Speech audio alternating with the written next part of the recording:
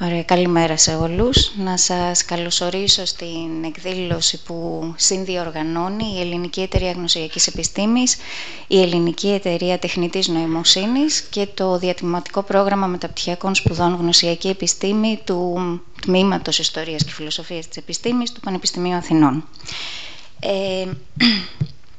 Τίτλος της σημερινής ημερίδας «Σύγχρονες εξελίξεις της τεχνητής νοημοσύνης και επιπτώσεις στην επιστήμη και στην εκπαίδευση».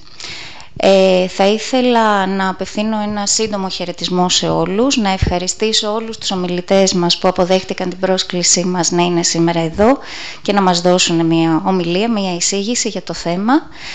Θα ήθελα να ευχαριστήσω όλους εσάς που ξεκινήσατε νωρίς για να είσαστε σήμερα εδώ από την αρχή αυτής της ημερίδας. Νομίζω και ευελπιστώ ότι θα ακούσουμε ωραία θέματα, ωραίους προβληματισμούς και από τη μεριά μου ως πρόεδρος της Ελληνικής Εταιρείας Γνωσιακής Επιστήμης για ακόμα μια φορά σας καλωσορίζω και δίνω το λόγο στην πρόεδρο της Ελληνικής Εταιρείας Τεχνητής Νοημοσύνης να απευθύνει και εκείνη ένα σύντομο χαιρετισμό και να μας πει δύο λόγια για το πρόγραμμα. Να ξεκινήσουμε. Ευχαριστώ πάρα πολύ, Ειρήνη. Καλημέρα σε όλες και όλους. Ευχαριστούμε που είστε μαζί μας και εκ μέρους της Ελληνικής Εταιρείας Τεχνητής Νοημοσύνης. Σας ευχαριστούμε που είστε σήμερα μαζί μας και τους ομιλητές, τις ομιλήτριές μας. Όπως θα έχετε δει, έχουμε ένα πλούσιο πρόγραμμα σήμερα με 4 συνεδρίες διαφορετικής θεματικής, πάντοτε σε σχέση φυσικά με την τεχνητή νοημοσύνη και πώς οι εξελίξεις σε αυτό το χώρο επηρεάζουν την επιστήμη, την έρευνα, την εκπαίδευση. Τι δράσεις υπάρχουν για μαθητές, φοιτητές, καθηγητές κτλ. Η κάθε συνεδρία όμως δεν είναι εντελώς αυτόνομη. Θα δείτε ότι υπάρχει και αλληλοεπικάλυψη σε κάποια θέματα. Οι προβληματισμοί είναι κοινοί και διατρέχουν όλες αυτές τις θεματικές. Νομίζω θα βγει σήμερα αυτό από τις ομιλίες που θα ακούσετε και τη συζήτηση που θα γίνει. Να πούμε λιγάκι για το format της εκδήλωσης. Η κάθε συνεδρία έχει 3 ή 4 ομιλητές, εισηγητές, εισηγήτριες. Υπάρχει η συντονίστρια και ο συντονιστής. Ο κάθε εισηγητής, η κάθε εισηγήτρια μιλάει για περίπου 15 λεπτά και μετά ακολουθεί συζήτηση με το κοινό και μεταξύ των εισηγητών ως πάνελ, του συντονιστή, συντονίστριας και του κοινού. Οπότε θα έχετε το περιθώριο, θα έχουμε αρκετό χρόνο πιστεύω, για να πάρετε και στο μικρόφωνο και να κάνετε τις ερωτήσεις, να θέσετε τον προβληματισμό που έχετε για τα θέματα που θα ακουστούν. Αυτά από την πλευρά μου. Ελπίζουμε να αντέξετε να είστε όλη μέρα μαζί μας. Φαντάζομαι θα έρθουν και άλλοι συνάδελφοι και περιμένουμε και φοιτητικό δυναμικό, καθώς περνάει η ώρα, να έρθει μαζί μας για τις επόμενες συνεδρίες. Θα έχουμε και ένα διαδραστικό session προς το τέλος της ημέρας με κάποιες φοιτητικές ομάδες που έχουμε καλέσει και θέλουμε να τους γνωρίσετε, γιατί κάνουν πολύ ωραία πράγματα και αξίζει να τα δούμε και να σκεφτούμε πώς μπορούμε να τα ενισχύσουμε. Αυτά, να μην μακρηγορήσω. Ο λόγος στην κυρία Βοσνιάδου, η οποία είναι συντονίστρια της πρώτης θεματικής συνεδρίας και θα μας εξηγήσει πώς θα κινηθούμε σε αυτό το πρώτο session.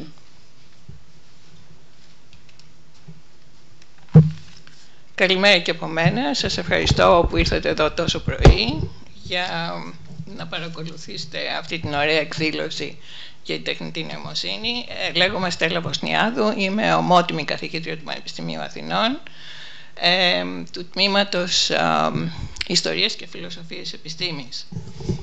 Το θέμα μας σήμερα στρέφεται γύρω από το ρόλο που μπορεί να παίξει η τεχνητή νοημοσύνη στην επιστημονική έρευνα και την επιστημονική ανακάλυψη. Η τεχνητή νοημοσύνη έχει επηρεάσει πολλές επιστήμες, αρχίζοντας από την ψυχολογία και την γνωσιακή επιστήμη, τις νευροεπιστήμες, τη χημεία, τη βιολογία, την ιατρική, τη μελέτη του περιβάλλοντος και πολλές άλλες.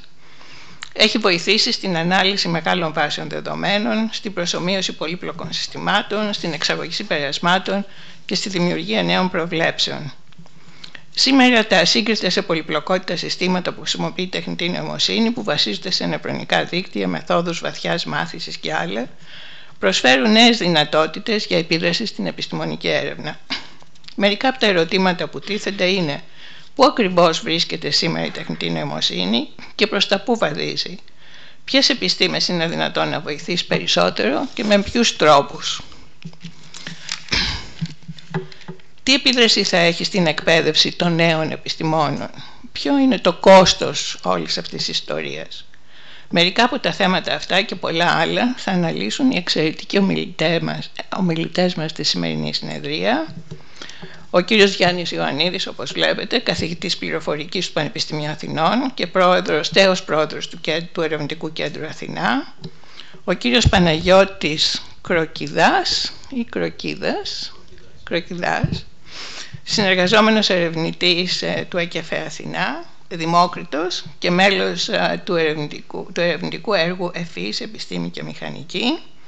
Η κυρία Ελένη Καλούδη, καθηγήτρια ιατρικής φυσικής και ιατρικής πληροφορικής στο Δημοκρίτιο Πανεπιστήμιο Θράκης, και η κυρία Κατερίνα Πάστρα, ερευνήτρια επικεφαλής του Εργαστηρίου Γλώσσα και Ρομπότ του Ερευνητικού Κέντρου Αθηνά, όπως ξέρετε πρόεδρος της Ελληνικής Εταιρείας Τεχνητής Νοημοσύνης και μέλος της Οργανωτικής Επιτροπής της σημερινής ημερίδας, η οποία δεν θα μπορούσε να είχε γίνει χωρίς τη συμμετοχή της. Λοιπόν, αρχίσουμε με ομιλητή τον κύριο Ιωαννίδη. Όπως είπαμε, καθηγητής πληροφορικής. Το ερευνητικό του έργο εστιάζεται σε προβλήματα διαχείρισης και ανάλυσης δεδομένων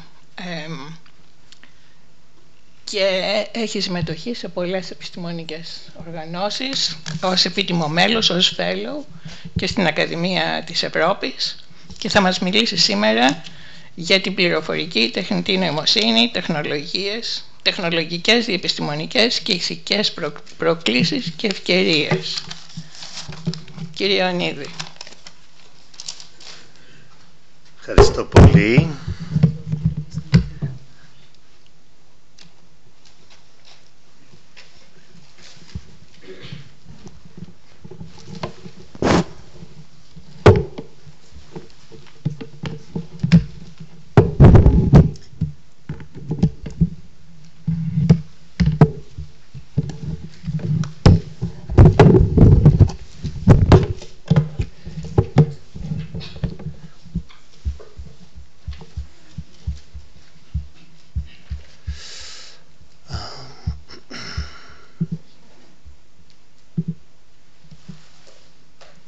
Ωραία. Τεχνολογίες, αλλά αυτό είναι πάντα δύσκολο. Λοιπόν, ευχαριστώ πάρα πολύ για την πρόσκληση και την παρουσία μου εδώ. Μισό να κάνω και αυτό. Νομίζω τώρα είμαστε πολύ καλά. Μια που είμαι ο πρώτος ομιλητής, θα ξεκινήσω λίγο πιο γενικά και θα δώσω κάποια ψήγματα από τη δική μου εμπειρία σε διάφορα θέματα όπως ανέφερα. Και ας ξεκινήσω, συγγνώμη, οι διαφάνειες μου είναι στα αγγλικά, προφανώς θα μιλήσω στα ελληνικά. Ένα θέμα είναι ποιες επιστήμες επηρεάζονται και ποιες θα επηρεαστούν. Διεπιστημονικότητα λοιπόν. Και να πω ότι αλλού θα λέω πληροφορική, αλλού θα λέω τεχνητή νοημοσύνη. Τα δύο δεν ταυτίζονται, αλλά τη σήμερον ημέραν το να πεις πληροφορικός, κανένας δεν θα γυρίσει να σε κοιτάξει. Αν πεις κάνω τεχνητή νοημοσύνη, τότε έλα μα μας μιλήσει και δεν ξέρω τι. Οπότε για τους σκοπούς αυτούς ας υποθέσουμε ότι είναι τα δύο, διότι ούτως ή άλλως έχουν τεράστια σχέση. Παντού λοιπόν υπάρχει υπολογιστικό Χ ή Χ Informatics, παντού και την τεχνητή νοημοσύνη, και το Χ μπορεί να είναι οποιοδήποτε κομμάτι του επιστήτου. Δεν υπάρχει κάτι που να μην επηρεαστεί από την τεχνητή νοημοσύνη και την πληροφορική. Και το ερώτημα είναι ποιες επιστήμες θα επηρεαστούν περισσότερο. Όλες θα επηρεαστούν στα βάθη, στην καρδιά. Είδατε τον Οκτώβριο Νόμπελ στη φυσική, Νόμπελ στη χημεία, καθαρά ουσιαστικά επιβραβευόταν η τεχνητή νοημοσύνη και η πληροφορική. Αλλά κάποιοι θα πούνε τώρα, και κάτω έβαλες μουσική, έβαλες χορό, τώρα είναι δυνατόν αυτά να επηρεαστούν από την τεχνητή νοημοσύνη? Ναι, είναι δυνατόν. Θεολογία τώρα, πώς μπορεί η θεολογία? Και όμως και πάλι η τεχνητή νοημοσύνη μπορεί να επηρεαστεί. Και εγώ θα σας δώσω ένα παράδειγμα από δική μου δουλειά που κάνουμε στο Πανεπιστήμιο Αθηνών αρχικά, στο Αθηνά μετά, και είναι και σε ένα σημείο ωριμότητας πλέον να γίνει και spin-off εταιρεία πολύ πιθανόν. Διαδραστικές ψηφιακές βιωματικές ιστορήσεις. Ωραία. Στο λιανοκλάδι το λένε Interactive Digital Experiential Storytelling. Λοιπόν, ποιος είναι ο στόχος? Όπως είχε πει κάποιος, ότι ο μοντέρνος άνθρωπος, κάποιος αυτός που ίδρυσε την βιοποικιλότητα, είναι ότι είναι μια εξελικτική χήμερα που καθώς εξελίσσεται παίρνει διάφορα πράγματα από τις διάφορες εποχές, αλλά ποτέ να μην έχει μια κανονική μετάβαση από τη μία στην άλλη. Οπότε είναι ένα μείγμα, αυτό είμαστε, ένα συνοθήλευμα από πράγματα που πήραμε τις τελευταίες 100.000, 1 εκατομμύριο, όπως και αν το σκεφτεί κανείς, διότι όντως εξελισσόμαστε έτσι. Και επομένως αυτό μας καταλήγει να είμαστε ένα πολύπλοκο μείγμα από παλαιολιθικά συναισθήματα, από τότε που ήμασταν στις σπηλιές, μεσαιωνικούς θεσμούς, νόμους, και βέβαια σχεδόν θεϊκές τεχνολογίες πλέον. Άντε τώρα να βγάλεις άκρη για το ποιοι είμαστε και πώς λειτουργούμε, και γνωσιακά και γενικότερα. Αυτή η δουλειά, η οποία είναι καθαρά στις ανθρωπιστικές επιστήμες, η ιστόρηση, προσπαθεί να φέρει η ψηφιακή λοιπόν ιστόρηση, έρχεται να φέρει κοντά τα παλαιολιθικά μας συναισθήματα που έχουμε ανάγκη να μαζευτούμε γύρω από τη φωτιά, γύρω από το σοφό, γύρω από τον σαμάνο, τον μάγο, τον δάσκαλο, τον γονιό, με τις τεχνολογίες τις οποίες έχουμε τώρα στα χέρια μας. Και ο στόχος είναι, επομένως, αυτό που γινόταν τότε να γίνει τώρα και να δώσουμε το θαυμασμό. Ο στόχος είναι να μπορέσει κανείς, όταν έχεις ένα σώμα γνώσης, ένα σώμα πληροφορίας, και κάποιους ανθρώπους τους οποίους θέλεις να τους μεταδώσεις αυτή τη γνώση, να δημιουργήσεις συναισθηματικό δέσιμο, μια συναισθηματική εμπλοκή, ένα emotional engagement. Διότι η γνωσιακή επιστήμη διδάσκει ότι εάν έχεις μια πληροφορία και αν αυτή την πληροφορία την βάλεις μέσα σε μια ιστορία, τότε η βραχυπρόθεσμη μνήμη, η μακροπρόθεσμη μνήμη και ένα σωρό άλλα είναι πάρα πολύ καλύτερα. Συν το ότι μπορεί και όλα τα συναισθήματα που θα δημιουργηθούν. Επομένως, η δουλειά είναι να πάρεις τα γεγονότα, την πραγματική πληροφορία, βάλε μυθοπλασία, χωρίς να ακουμπήσεις, να ξεχωρίσεις τα πραγματικά γεγονότα, και βγάλε κάτι ακόμα. Αυτό λοιπόν είναι η δουλειά που κάνουμε σχεδόν κάπου 10 χρόνια, με επίκεντρο τα μουσεία, αλλά και αρχαιολογικούς χώρους και άλλους χώρους. Θα δείτε διάφορες δουλειές που έχουμε κάνει, και είναι πραγματικές ιστορίες, έχουν ρόλους, έχουν πλοκή, έχουν διάλογο, και μπορεί να είσαι μπροστά σε έναν πίνακα της γραφικής, μπορεί να είσαι μπροστά σε ένα άγαλμα ή σε ένα μνημείο, το οποίο έχεις κάποια από το παρελθόν, κάποια προσθήκες νεότερες. Και βέβαια, έχοντας όλη αυτή την τεχνολογία στα χέρια σου, δεν είναι ανάγκη να είναι απλά μια ιστόρηση μπλα μπλα μπλα μπλα μπλα που την ακούς από άνθρωπο ή από μηχανή, δεν έχει σημασία. Μπορείς να διαδράς, να ρωτάς, να παίρνεις απαντήσεις, ανάλογα με το σε καταλαβαίνει, και να σου λέει αυτή την ιστορία θα στην πω τώρα λίγο διαφορετικά, θα στην πω ίδια, και ούτω καθεξής. Και γιατί όλο αυτό με τους παλαιολιθικά μας συναισθήματα, η πληροφορία ή τα αντικείμενα δεν είναι τα σημαντικά, οι άνθρωποι που τα συνδέουν είναι τα σημαντικά. Αυτό μας νοιάζει. Και επομένως θα δω ένα άγαλμα ωραίο, μια χαρά. Από εκεί πέρα τι γίνεται, οι άνθρωποι πώς συνδέονται. Και με αυτόν τον τρόπο έχουμε κάνει πολλές δουλειές να εκθέσουμε το αντικείμενο, τους ανθρώπους στον πολιτισμό. Βλέπετε κάποιες χαρακτηριστικές εικόνες. Μία από τις ιστορίες που έχουμε δημιουργήσει είναι στο Μουσείο Ιστορίας του Πανεπιστημίου Αθηνών, στην Πλάκα, στην Οδό Θόλου. Τι να μελετήσω. Είναι ο Εμμανουήλ, ο οποίος στον 3ο χρόνο λειτουργίας του Πανεπιστημίου Αθηνών, τότε δεν λεγόταν έτσι, ΕΚΠΑ, έλεγε να κάνω χημεία ή νομική. Τότε ήταν τόσο χοντρά τα ερωτήματα, τα οποία δεν μπορούσε να κάνεις το ένα, δεν μπορούσε να κάνεις και το άλλο. Και βέβαια μόνο αγόρια και τα λοιπά, και είναι μια εξαιρετική ιστορία. Σας συστήνω να πάτε, να ζητήσετε και να έχετε την εμπειρία, και συζητάμε τώρα με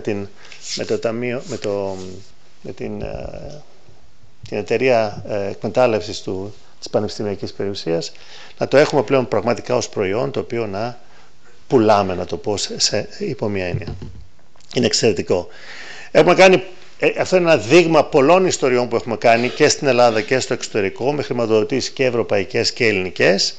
Και ένα βασικό πράγμα το οποίο έχουμε είναι τι χαρακτηριστικά βάζουμε στην ιστορία. Είναι απλά μια αφήγηση της ιστορίας, έχουμε διάδραση, έχουμε πολλούς ανθρώπους μαζί να έχουν την ίδια εμπειρία, να ακούν την ίδια ιστορία ή κομμάτια της και να τα συνδέονται, έχουμε εξατομίκευση και έχουμε περίπου γύρω στις 30 ιστορίες που τις έχουμε φτιάξει.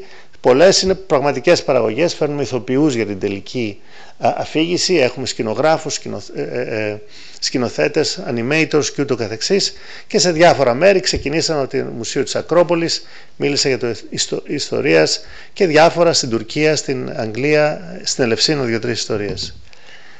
Ποιο είναι το σημαντικό τώρα? Η AI, που εντάξει, υπάρχει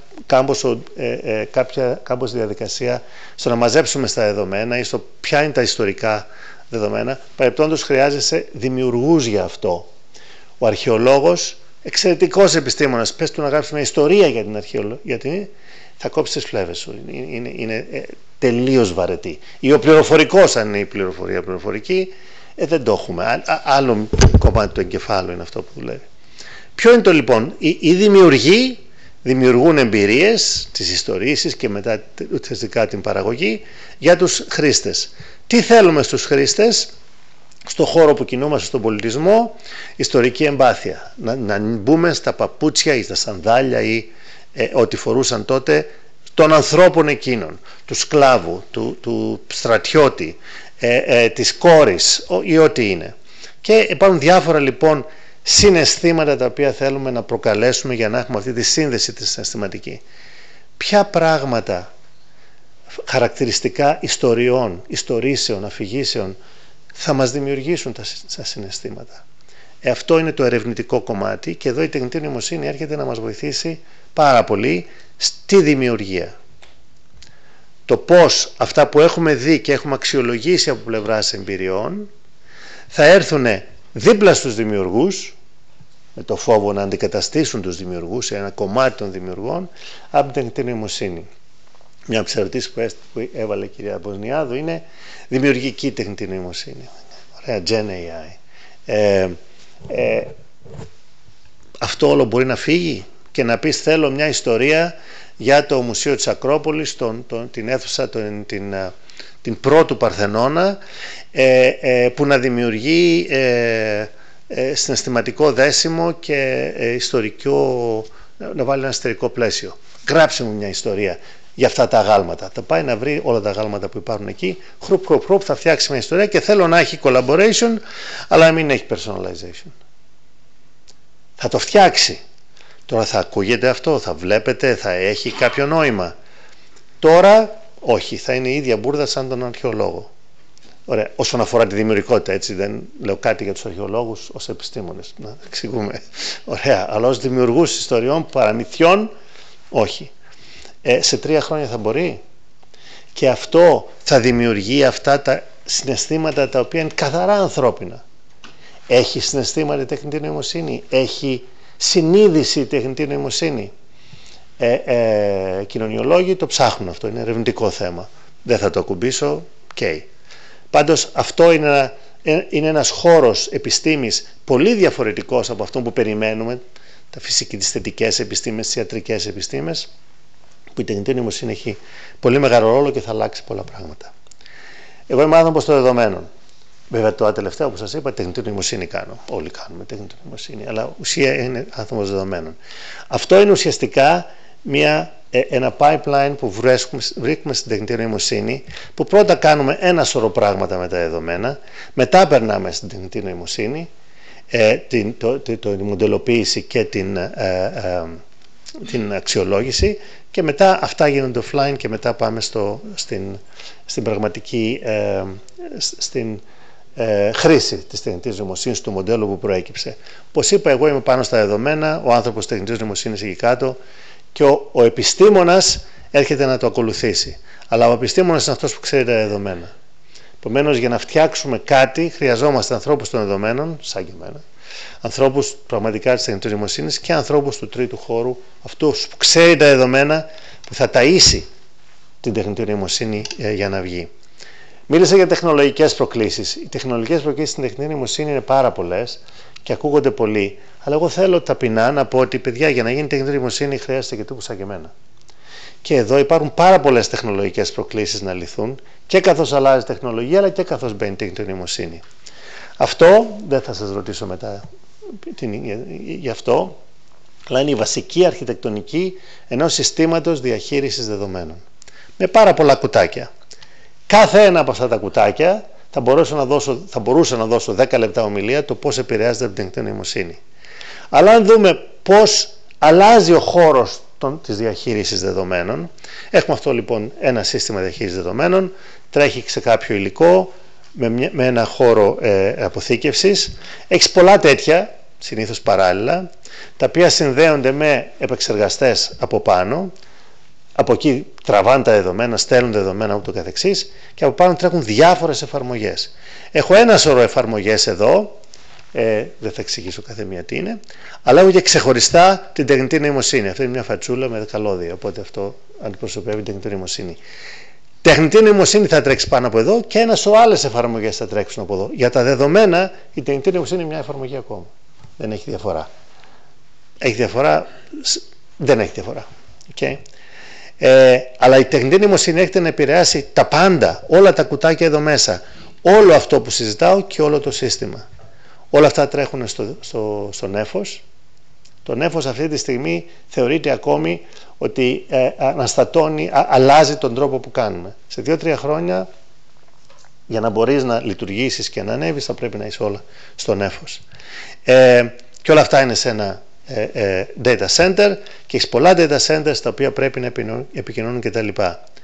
Η τεχνητή νοημοσύνη επηρεάζει, όπως είπα, τα πάντα. Δεν θα μπω σε κάτι, αλλά όλος ο χώρος μου, όλα τα συνέδρια έχουν κατακλειστεί από άρθρα τεχνητής νοημοσύνης, κάποια που πραγματικά συνδέουν το τι χρειαζόμαστε στα δεδομένα με την τεχνητή νοημοσύνη, κάποια άλλα βέβαια είναι αυτά που απορρίφθηκαν από τα καθαρά συνέδρια της τεχνητής νοημοσύνης και εκεί πρέπει να χωρίσεις το στάρι από την ύδα και άντε να βρεις τι είναι. Το ότι έχουμε το νέφος επηρεάζει επίσης τη δική μου επιστήμη και λόγω της παρουσίας της τεχνητής νοημοσύνης. Το ότι αλλάζει συνεχώς το hardware. Βλέπετε, η Nvidia συνεχώς αλλάζει για την τεχνητή νοημοσύνη. Έλα όμως και αυτά που κάνουμε εμείς επηρεάζονται από αυτό το hardware. Πώς αλλάζει. Επομένως, και βέβαια κάθε εφαρμογή. Δεν υπάρχει όχι μόνο κάθε σημείο του επιστού, αλλά κάθε υποκομμάτι του υποκομματιού μιας επιστήμης που να μην επηρεάζεται. Θα χαιρόμουν πολύ να σας πω τις λεπτομέρειες της δικής μου επιστήμης πώς επηρεάζεται, αλλά θα είμαι σαν τον αρχαιολόγο, θα σας κάνω να βαρεθείτε, οπότε δεν θα το κάνω. Και ας περάσω λίγο στο ηθικό κομμάτι, το τρίτο κομμάτι. Τι είναι τεχνητή νοημοσύνη? Μια βασική ορισμός είναι ότι η τεχνητή νοημοσύνη είναι η προσομοίωση, θα τονίσω τη λέξη, με υπολογιστικές μηχανές της ανθρώπινης νοημοσύνης. Είναι παλιός ορισμός που συνεχίζει να ισχύει, αλλά σε διαδικασίες εκμάθησης, επαγωγής και αυτοδιόρθωσης, και βέβαια τώρα περνάμε και στη γενίκευση. Αυτός ο ορισμός ήταν πριν την δημιουργή του Gen AI. Να το δούμε αυτό λίγο. Εδώ τώρα δεν το χρειαζόμαστε αυτό το ακροατήριο, αλλά στο πάω πολύ γρήγορα για να δείξω κάτι άλλο. Τι είναι ο άνθρωπος? Παίρνει γνώση, είτε τη βάζει ο δάσκαλος ή κάπου τη διαβάζει ή την παρατηρεί, και μετά με βάση αυτό γίνεται πιο έξυπνος. Αυτό είναι η εκμάθηση. Και μετά, όταν του βρεθεί μπροστά σε ένα γεγονός, σε κάτι, παίρνει μια απάντηση. Αυτό είναι η επαγωγή με βάση αυτό που ξέρει. Και βέβαια όλο αυτό γίνεται ένα feedback και έτσι γίνεται και αυτό διορθώνεται το τι ξέρει και τι δεν ξέρει. Η τεχνητή νοημοσύνη είναι ακριβώς ο ίδιος κύκλος. Λίγο κόβω κατηγορίες και τα λοιπά, μην μείνουμε σε αυτό, αλλά η ουσία είναι ότι έχουμε μια τεχνολογία, ταΐζουμε δεδομένα, δουλεύεται, βγάζει ένα μοντέλο, μια τεχνητή νοημοσύνη. Αυτό είναι η δημιουργία της τεχνητής νοημοσύνης και μετά έχουμε ένα ερώτημα και βγαίνει μια απάντηση. Ίδιο πράγμα και η χρήση της. Το θέμα είναι ότι τώρα, όπως βλέπετε όλοι, να το εμπιστευτώ αυτό το πράγμα ή το φοβάμαι.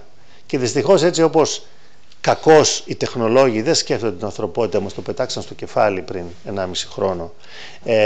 Δέστε, ο κόσμος έχει χωριστεί στους αμάν καταστροφή Αρμαγεδόν έρχεται και το άλλο λύσαμε όλα τα προβλήματά μας, θα καθόμαστε όλη μέρα ξάπλα και δεν θα κάνουμε τίποτα.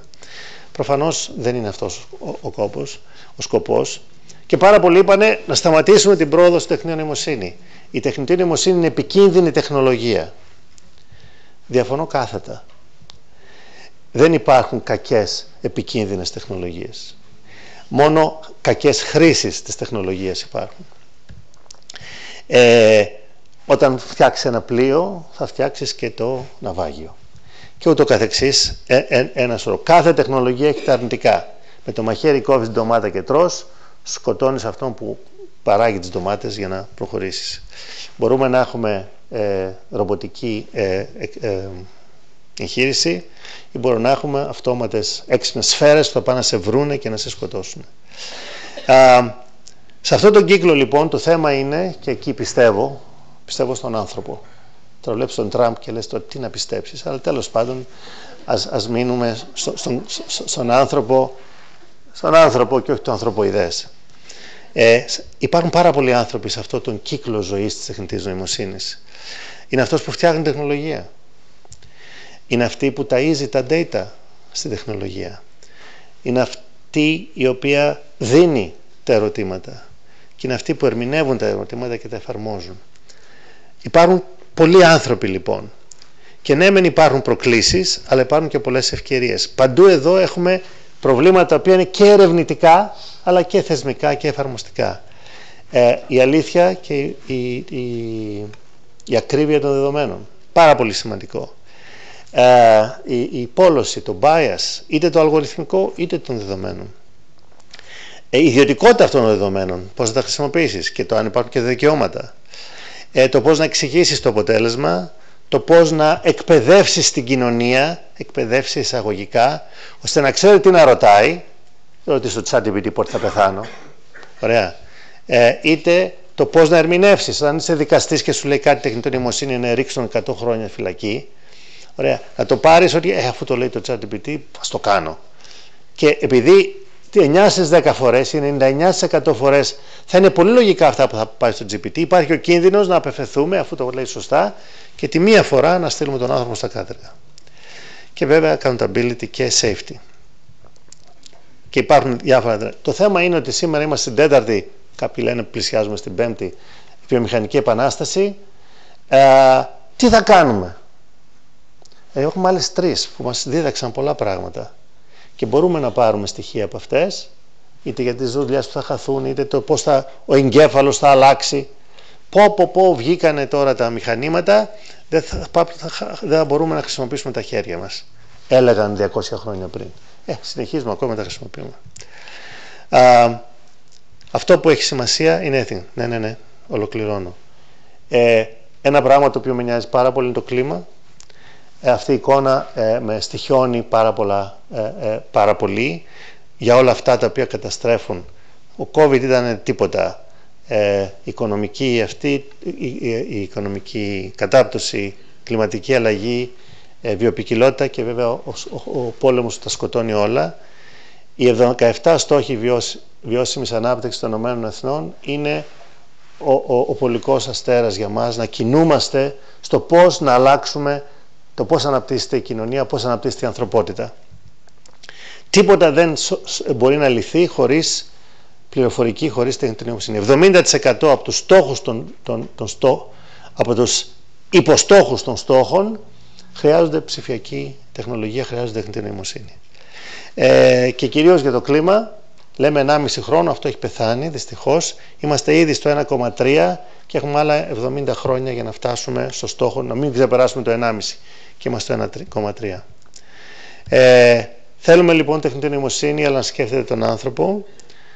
Η ACM, που έχω την τιμή να προεδρεύω εδώ και 2,5 χρόνια, έχει έναν κώδικα ηθικής και δεοντολογίας που πρέπει να τον δούμε όλοι και πρέπει να εμπιστευτούμε οργανισμούς όπως η ACM, κυρίως η ACM γιατί είναι ο πυρήνας των τεχνολογιών πληροφορικής και τεχνητής νοημοσύνης. Αυτή είναι η συνείδηση του επαγγέλματός μας. Και αν θέλετε να τελειώσω μια εικόνα, αυτή είναι μια εικόνα που πραγματικά πιάνει τον όνιο της εμπιστοσύνης. Η κοινωνία μας χάνει εμπιστοσύνη και όσο χάνει εμπιστοσύνη δεν μπορεί να προαχθεί. Και τι άλλο να πεις γι' αυτό αν εμπιστεύεσαι. Και αν δείτε τον κάτω-κάτω, τον πιο αυτόν που εμπιστεύεται περισσότερο, το σώμα του είναι σαν ένα αλφα. Το πώς κυρτώνει το σώμα της κοπέλα είναι σαν ένα C. Και με λίγη φαντασία τα αφήσει κανείς. Ο τελευταίος είναι η ACM. Επομένως η ACM είναι πλήρως εμείς. Ευχαριστώ πολύ.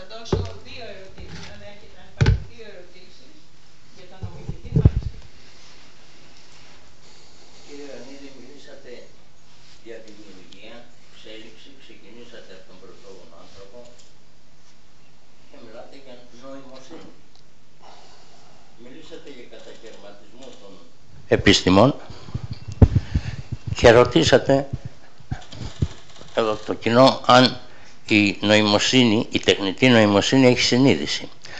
Μήπως γνωρίζοντας ορισμένα άλλα πράγματα, άλλες παραμέτρους, θα έπρεπε να αλλάξετε λίγο τον όρο νοημοσύνη. Δεν ξέρω ποια ερμηνεία είναι στα ελληνικά, αλλά η νοημοσύνη, η τεχνική νοημοσύνη, η τεχνητή νοημοσύνη για την οποία μας μιλήσατε, αναφέρεται σε νόηση συνειδητή, σε νοητικά φαινόμενα κατώτερα. Αυτά που έρχονται απ' έξω, τα ερεθίσματα, τα αντιληπτικά με τα οποία ασχολείστε. Υπάρχει νοημοσύνη πιο ψηλά, σε αυτό που αναφέρατε πριν στο μετοπιαίο λοβό, στον προμετοπιαίο λοβό, ο οποίος εξελίσσεται όχι τόσο γρήγορα όσο η τεχνητή νοημοσύνη, αλλά λειτουργικά σίγουρα γρηγορότερα. Και η τεχνητή νοημοσύνη δεν πρόκειται ποτέ να αγγίξει αυτό το πεδίο λόγω του χρόνου. Φανταστείτε το quantum του χρόνου με το οποίο λειτουργεί ο μετοπιαίος λοβός και ο χρόνος με τον οποίο λειτουργούν τα μηχανήματα, τα τεχνικά παρασκευάσματα. Δεν νιώθω γνώστης αρκετά ούτε της νευροεπιστήμης, ούτε της ψυχολογίας, κοινωνιολογίας που έχουν φέρει αυτούς τους όρους για να μπορέσω να απαντήσω. Είναι πολύ πιθανόν. Όπως σας είπα, γνωρίζω ότι γίνεται έρευνα το αν αυτά τα μεγάλα γλωσσικά μοντέλα, με το πώς συμπεριφέρονται, μπορεί με βάση τους ορισμούς που υπάρχουν τώρα για τη συνείδηση να αποφανθούν, ναι, αυτό είναι κάτι σαν αυτό που λέμε συνείδηση. Δεν ξέρω πού θα καταλήξει αυτή η έρευνα και σίγουρα δεν είμαι ειδικός. Πιθανώς να χρειάζεται αλλαγή των όρων. Το ένα πράγμα που θέλω να σας πω είναι ότι το γεγονός ότι κάποτε κάποιοι είπαν αυτά τα πράγματα που φτιάχνανε τεχνητή νοημοσύνη είναι καταστροφικό. Ουσιαστικά είναι πολύ μεγάλα στατιστικά μοντέλα πραγμάτων τα οποία μπορείς να δημιουργήσεις δεδομένα όποιας μορφής, και αν το είχαμε πει έτσι δεν θα γινόταν αυτός ο χαμός με την τελευταία εξέλιξη. Δηλαδή αυτό ήταν ένα λάθος ορολογία. Αλλά τώρα αν πρέπει να αλλάξουμε αυτή την ορολογία με βάση αυτά που λέτε, δηλώνω αδυναμία. Καθησυχάστε τον κόσμο τουλάχιστον ότι ο μετοπιαίος λοβός δεν παθαίνει τίποτα. Εντάξει. Θα πάρουμε άλλη μία ερώτηση, σας παρακαλώ, συζητείτε. Ζαχάρος Κώστας.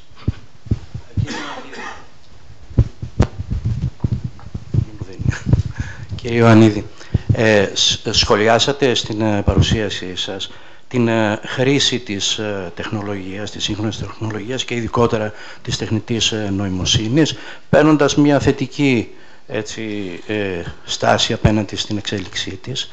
Θέλω να βάλω ένα προβληματισμό κατά πόσο τα τεχνικά εργαλεία, και ένα τέτοιο είναι και η τεχνητή νοημοσύνη, αποτυπώνουν κοινωνικές σχέσεις, ενσωματώνουν μάλλον κοινωνικές σχέσεις. Είναι ένας προβληματισμός που αναπτύχθηκε τη δεκαετία του 70 από τα κοινωνικά κινήματα.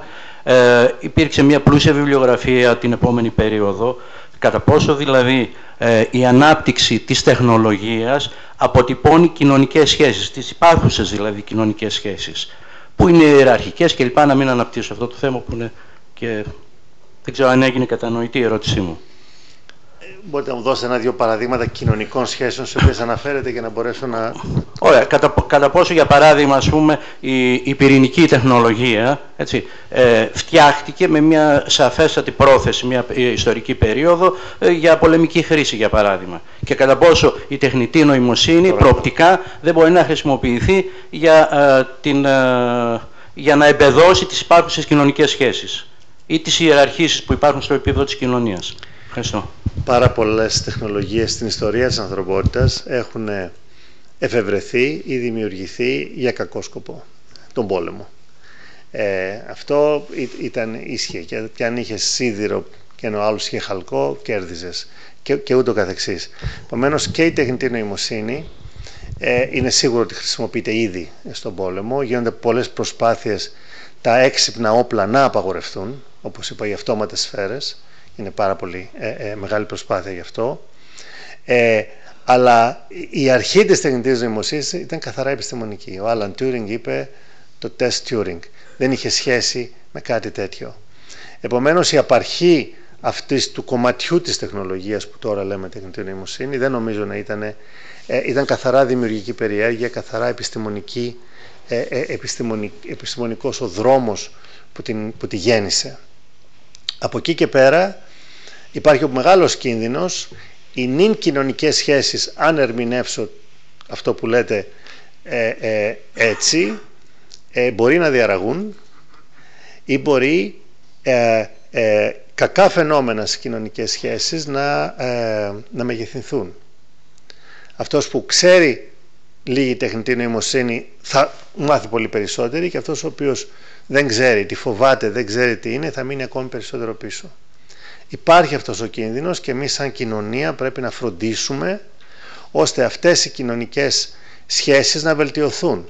Υπάρχουν πάρα πολλά θετικά στην κοινωνία από την τεχνητή νοημοσύνη. Με την έξυπνη γεωργία, για παράδειγμα, βοηθάμε να υπάρχει ασφάλεια τροφίμων. Και αυτό να βοηθάει σε όλους τους ανθρώπους να νιώσουν μέλη αυτής της κοινωνίας και όχι παρείες. Επομένως, όπως είπα, κάθε τεχνολογία μπορεί να χρησιμοποιηθεί για το καλό, μπορεί να χρησιμοποιηθεί και το κακό. Θα πρέπει η ανθρωπότητα να μπορέσει να επέμβει και να φροντίσει ώστε αυτή η τεχνολογία να βελτιώσει τις κοινωνικές σχέσεις και όχι να τις διαρρήξει.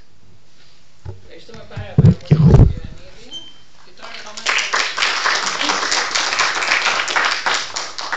στο δεύτερο μιλητή, τον κύριο Κλεβιτά, που θα μας μιλήσει.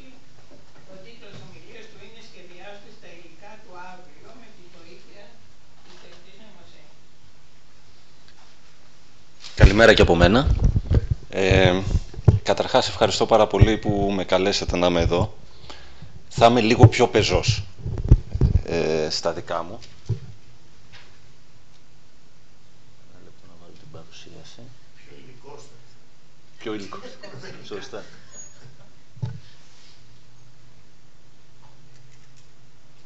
Λοιπόν. Σχεδιάζοντας λοιπόν τα υλικά του αύριο με τη βοήθεια της τεχνητής νοημοσύνης. Υπάρχει ένας εμπειρικός κανόνας σε ό,τι αφορά τις θετικές επιστήμες και τα εργαστήρια, που λέει ότι χρειάζονται κατά μέσο όρο 20 χρόνια από τη στιγμή που κάτι αρχίζει να μελετάται σε ένα εργαστήριο μέχρι να καταφέρει να βγει έξω στην κοινωνία και να αρχίσουν να το χρησιμοποιούν οι άνθρωποι. Σε ό,τι αφορά λοιπόν τα υλικά, που είναι ένας υποκλάδος των φυσικών επιστημών που συνήθως συνδυάζει τη χημεία, τη φυσική, τη χημική μηχανική, την μηχανολογία. Μιλάμε για ομάδες υψηλά καταρτισμένων ανθρώπων που μοχθούν καθημερινά να ανακαλύψουν κάτι και όχι ύστερα από μήνες ή εβδομάδες, αλλά μπορεί ύστερα και από χρόνια προσπαθειών να πέσουν σε ένα αδιέξοδο. Οπότε γιατί θέλουμε την τεχνητή νοημοσύνη? Είναι κάτι που εμείς τουλάχιστον το αγκαλιάζουμε στο χώρο μας για τη μείωση του κόστους στο εργαστήριο. Έτσι. Θα δούμε μετά τι σημαίνει αυτό, αλλά μπορούμε να το μεταφράσουμε σε λιγότερα πειράματα. Υπάρχει ένα μεγάλο κόστος και χρονικό και χρηματικό με τις σημερινές μεθόδους που προσπαθούμε να βγάλουμε συμπεράσματα. Έτσι, κάνουμε μια υπόθεση και βγάζουμε μετά ένα συμπέρασμα, αυτό είναι το πείραμα. Να διαλευκάνει περίπλοκους συσχετισμούς μεταξύ αυτών που δοκιμάζουμε και του αντίκτυπου που έχουν στο αποτέλεσμα και να βοηθήσει τη δημιουργία νέας γνώσης.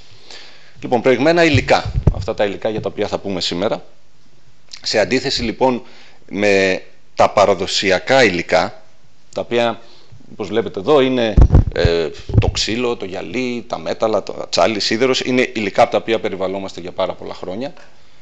Γνωρίζουμε πολύ καλά πώς να τα φτιάξουμε για να πάρουμε το επιθυμητό αποτέλεσμα και έχουν καθημερινή χρήση. Αντιθέτως, τα προηγμένα υλικά είναι καινούρια, είναι υλικά τα οποία προέρχονται μέσα από ερευνητική δραστηριότητα, είναι πράγματα που συνήθως ακόμη δεν τα βλέπουμε γύρω μας ή τα βλέπουμε σιγά σιγά. Έχουν τη δυνατότητα να αλλάξουν τη ζωή μας. Μιλάμε για υλικά τα οποία μπορούν να χρησιμοποιηθούν σε εφαρμογές όπως πιο οικονομική αυτοκίνηση, καινούρια φάρμακα, υλικά τα οποία μπορούν έξυπνα να αποδεσμεύουν στο σωστό σημείο του σώματος και στο σωστό χρόνο το φάρμακο που θέλουμε, υλικά τα οποία μπορούν να χρησιμοποιηθούν στη βαριά βιομηχανία και να αντιμετωπίσουν το πρόβλημα των ρήπων και της υπερθέρμανσης του πλανήτη. Ας πούμε, ένα παράδειγμα είναι ότι αυτή τη στιγμή έχουμε μια πολύ βαριά διεργασία στην χημική βιομηχανία που καταναλώνει το 10% της παγκόσμιας ενεργειακής κατανάλωσης. Όλης, όχι της βιομηχανικής, όλης. Μελετάμε υλικά τα οποία προσπαθούν να ρίξουν πάρα πολύ αυτό το κόστος. Υλικά για την αστροναυπηγική, για την αεροναυπηγική, για την ιατρική και ούτω καθεξής.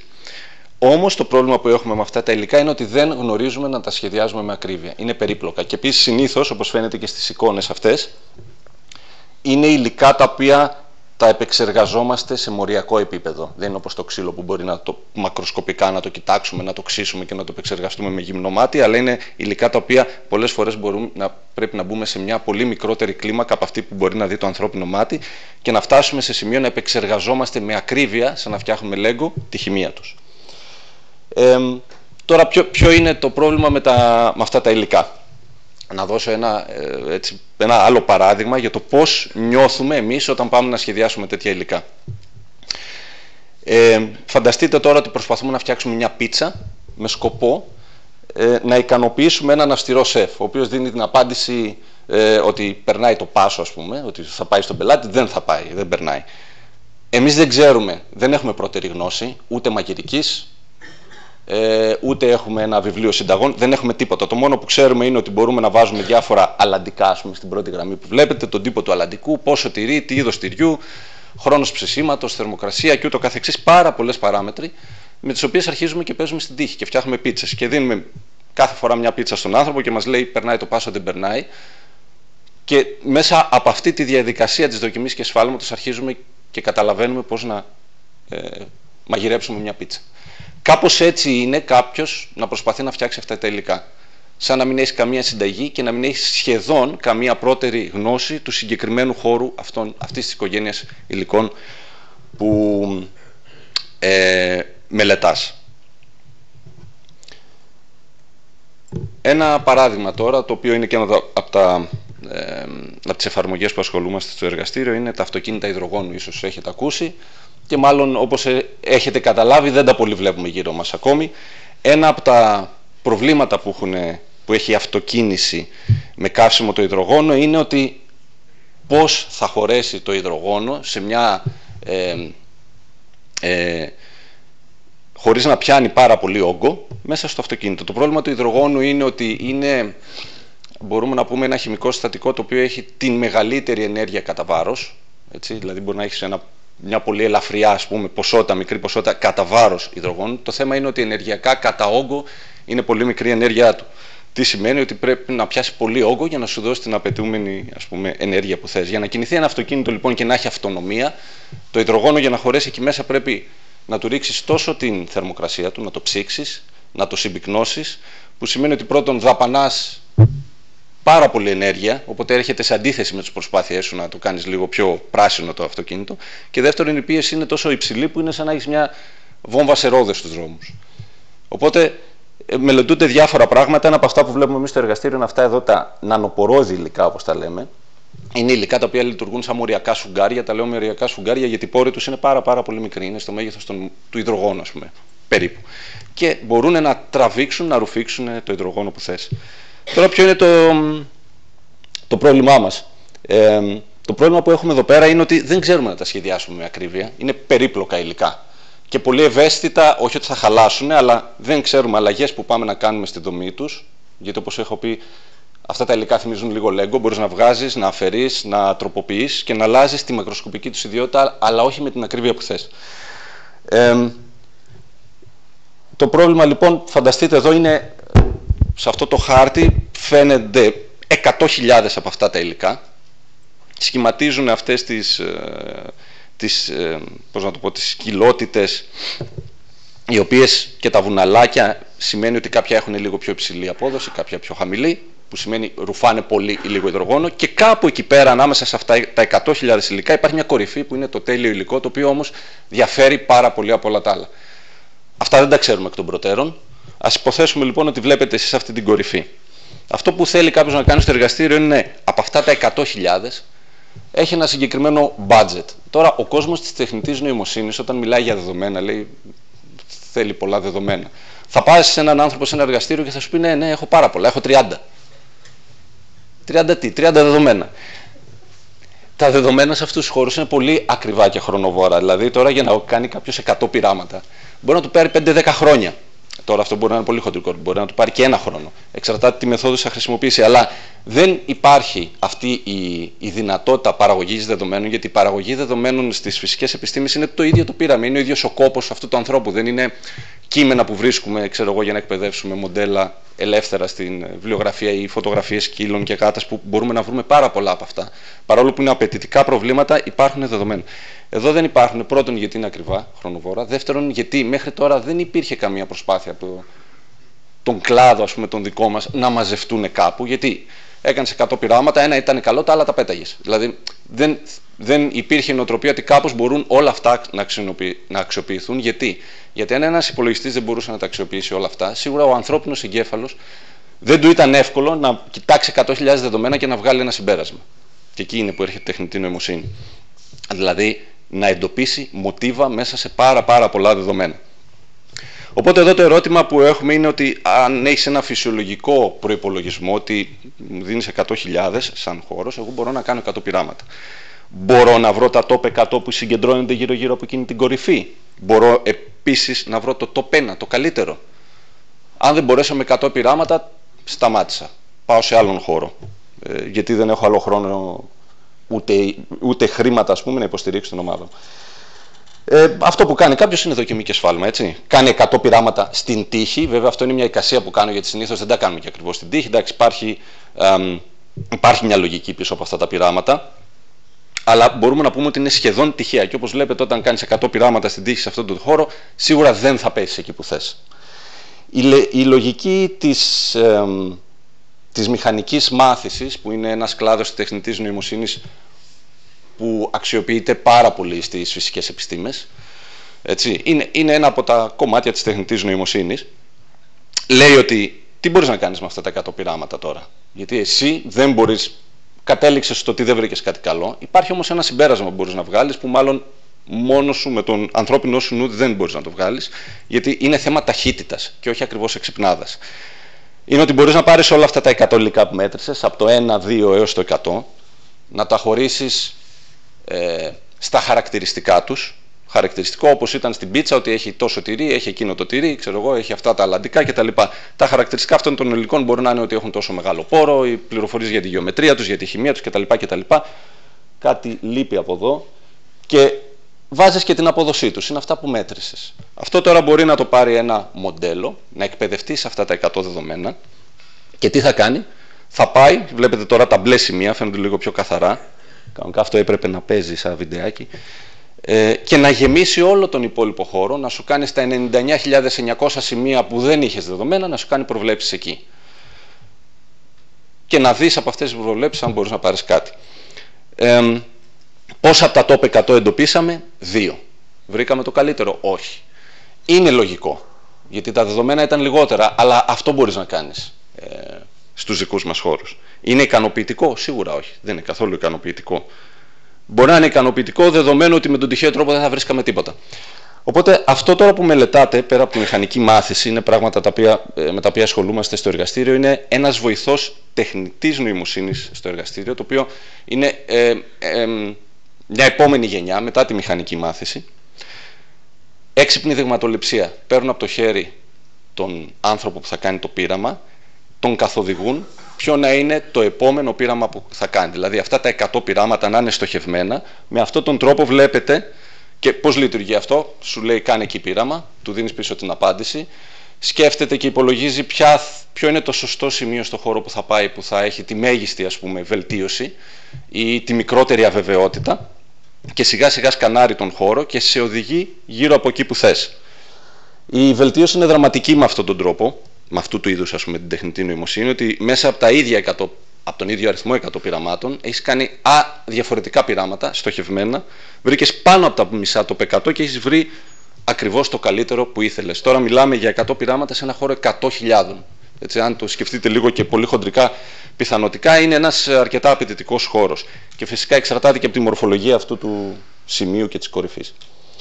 Άλλο τώρα, για την Generative AI, που είναι έτσι πολύ της μόδας, δηλαδή μια πιο δημιουργική τεχνητή νοημοσύνη, όπως εδώ πέρα που έχουμε τον Νταλή, φτιάξουμε ένα ουαλικό σκύλο, έχω βάλει εδώ πέρα να παίζει τρομπέτα που βγάζει φλόγες. Με τον ίδιο τρόπο υπάρχει παρόμοια μοντέλα, τα οποία έχουν εκπαιδευτεί πάνω σε δεδομένα να μπορούν να καταλαβαίνουν, ας πούμε, υλικά στη δική μας περίπτωση και να μαθαίνουν να δημιουργούν, να σχεδιάζουν καινούρια με ακρίβεια στο μοριακό επίπεδο. Να μπορούν να φτιάξουν τη χημεία τους. Εδώ πέρα μπορούμε να ζητήσουμε φτιάξουμε ένα υλικό με υψηλή χωρητικότητα, ξέρω, στην αποθήκευση υδρογόνου, και θα μπορέσει να βγάλει, δεδομένου ότι έχει δει άλλες παρόμοιες δομές, να βγάλει μια καινούρια που είναι κοντά στο στόχο που θες. Και τέλος, ένα άλλο πολύ σημαντικό κομμάτι που απασχολεί τον χώρο της μηχανικής και των φυσικών επιστημών είναι ο εξής, ότι πρώτερη γνώση για πολλά συστήματα έχουμε. Μπορεί να είναι περίπλοκα, αλλά έχουμε κάποια γνώση. Μπορεί να είναι μια αδρή περιγραφή της γνώσης, αλλά μπορεί να είναι και μια άκρος λεπτομερής, δηλαδή σε μορφή μαθηματικών εξισώσεων. Ξέρω εγώ ότι το τάδε πρόβλημα ακολουθεί τον τάδε θερμοδυναμικό νόμο ή ακόμη πιο περίπλοκες περιγραφές. Υπάρχουν τώρα λοιπόν τρόποι, είναι πράγματα των τελευταίων χρόνων, συγκεκριμένα νευρονικά δίκτυα, στα οποία μπορείς να εισάγεις μέσα πρώτερη γνώση. Γιατί δεν θες να ανακαλύψεις τον τροχό από την αρχή. Από τη στιγμή που έχω κάτι που το ξέρω, μπορεί να μην είναι επαρκές για να λύσω το πρόβλημά μου, μπορώ όμως με τον συνδυασμό τεχνητής νοημοσύνης και γνώσης να συνδυαστούν αυτά τα δύο, και τι κερδίζουμε? Ταχύτητα και λιγότερα δεδομένα. Βλέπετε εδώ στο παράδειγμα, ας πούμε, η μπλε καμπύλη είναι ο έξυπνος βοηθός που έδειχνα πριν, ενώ η πράσινη είναι ο έξυπνος βοηθός, αυτός που σου λέει που να κάνεις τα πειράματα, με ενσωμάτωση πρώτερης γνώσης. Δηλαδή βάζουμε μέσα και μαθηματικά. Και η ταχύτητα αυξάνεται δραματικά σε αυτή την περίπτωση. Επίσης, να πω κάτι τώρα, επειδή ανέφερα τα νευρονικά δίκτυα, ότι δεν χρησιμοποιούμε νευρονικά δίκτυα εμείς γενικά, ούτε βαθιά μηχανική μάθηση. Το κάνουμε, αλλά πρώτον επειδή τα νευρονικά δίκτυα θέλουν πολλά δεδομένα, που πολλές φορές δεν τα έχουμε, όπως είπα, και δεύτερον επειδή είναι μη εξηγήσιμα, που σημαίνει ότι σου δίνουν απαντήσεις τις οποίες δεν μπορούν να σας εξηγήσουν, δεν μας αρέσουν. Γιατί συνήθως όταν προτείνουν κάτι θέλουμε να καταλάβουμε και πώς βγήκε το συμπέρασμα αυτό. Και επίσης, επειδή είπα για την παραγωγή νέας γνώσης, τώρα μελετούνται συστήματα τα οποία θα μπορούν να βοηθούν τον ειδικό μέσα από την εξηγησιμότητα των μοντέλων να βγάζει νέους φυσικούς κανόνες. Οπότε με τα κλασικά black box, έτσι τα λέμε, μαύρα κουτιά νευρονικά δίκτυα, κάποιος δεν μπορεί να το πετύχει εύκολα αυτό.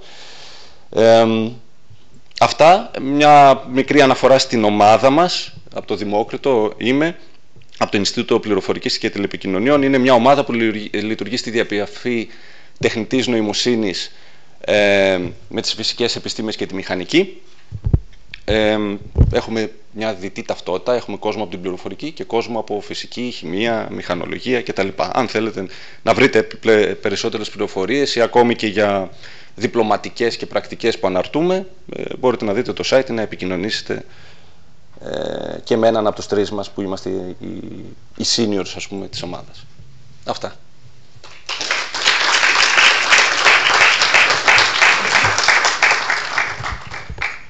Ευχαριστούμε τον κύριο Κροκιτά για την πολύ ενδιαφέρουσα ομιλία του για το πώς χρησιμοποιείται την νοημοσύνη για τη δημιουργία καινοτόμων υλικών.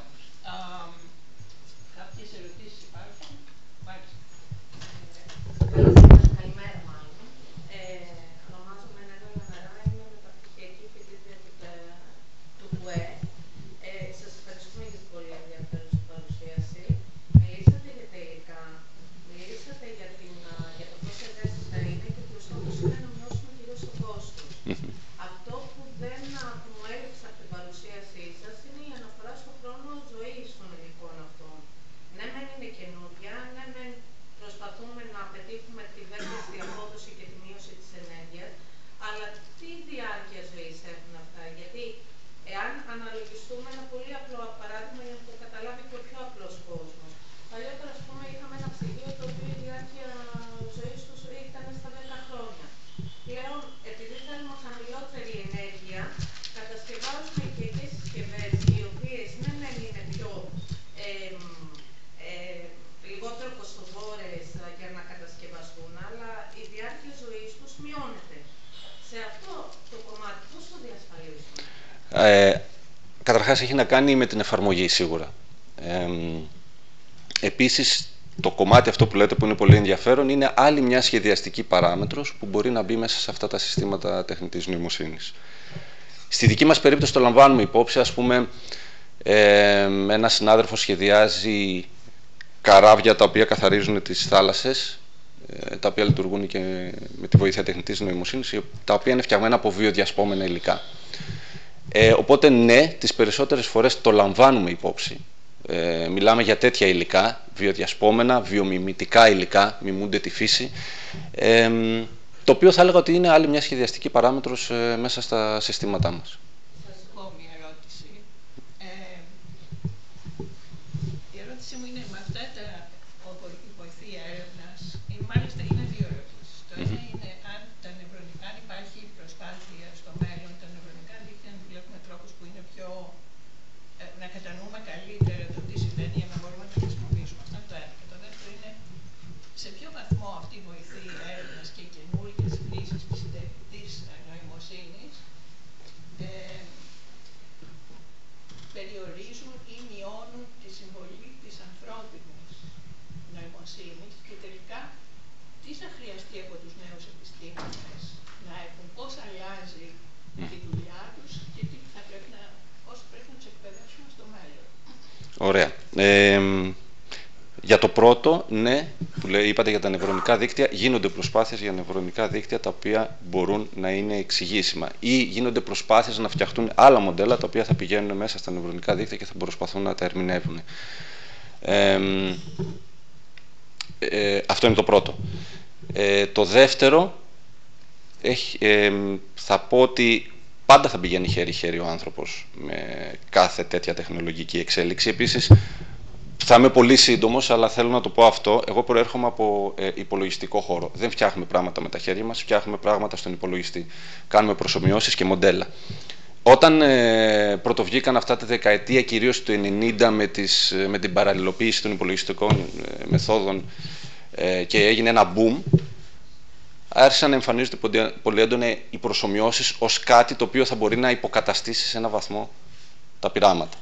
Όμως τότε κανείς δεν τρόμαξε. Απέναντίας αντιμετωπισόντουσαν με χλέβη οι άνθρωποι των υπολογιστικών μεθόδων. Δεν τρόμαξε κανείς ότι θα τους κλέψει κανείς τη δουλειά των πειραματικών. Πήρε πολλά χρόνια μάλιστα για να τους εμπιστευτούν ότι δεν παίζουν μπροστά στον υπολογιστή. Οπότε, όπως είναι και αυτό το παράδειγμα, θεωρώ ότι δεν διαφέρει πολύ. Χέρι με χέρι θα πάει. Θα έλεγα όμως ότι, εννοώ ο άνθρωπος με την τεχνητή νοημοσύνη, η συμβουλή μου είναι ότι όλοι καλό θα ήταν να εξοικειωθούν σε ένα βαθμό με αυτές τις τεχνικές. Σίγουρα να μην τις αντιμετωπίσουν ως κάτι το οποίο είναι καταστρεπτικό.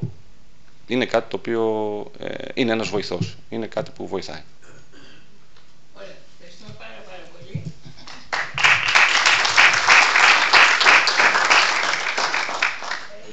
Η επόμενη ομιλήτρια, η κυρία Πάστρα. Η Ελένη, η κυρία Χαρκούδη, που θα μας μιλήσει για τεχνητή νοημοσύνη στην υγεία. Θα κάνω και εγώ αυτό το κόλπο. Νομίζω ότι θα είναι καλύτερα.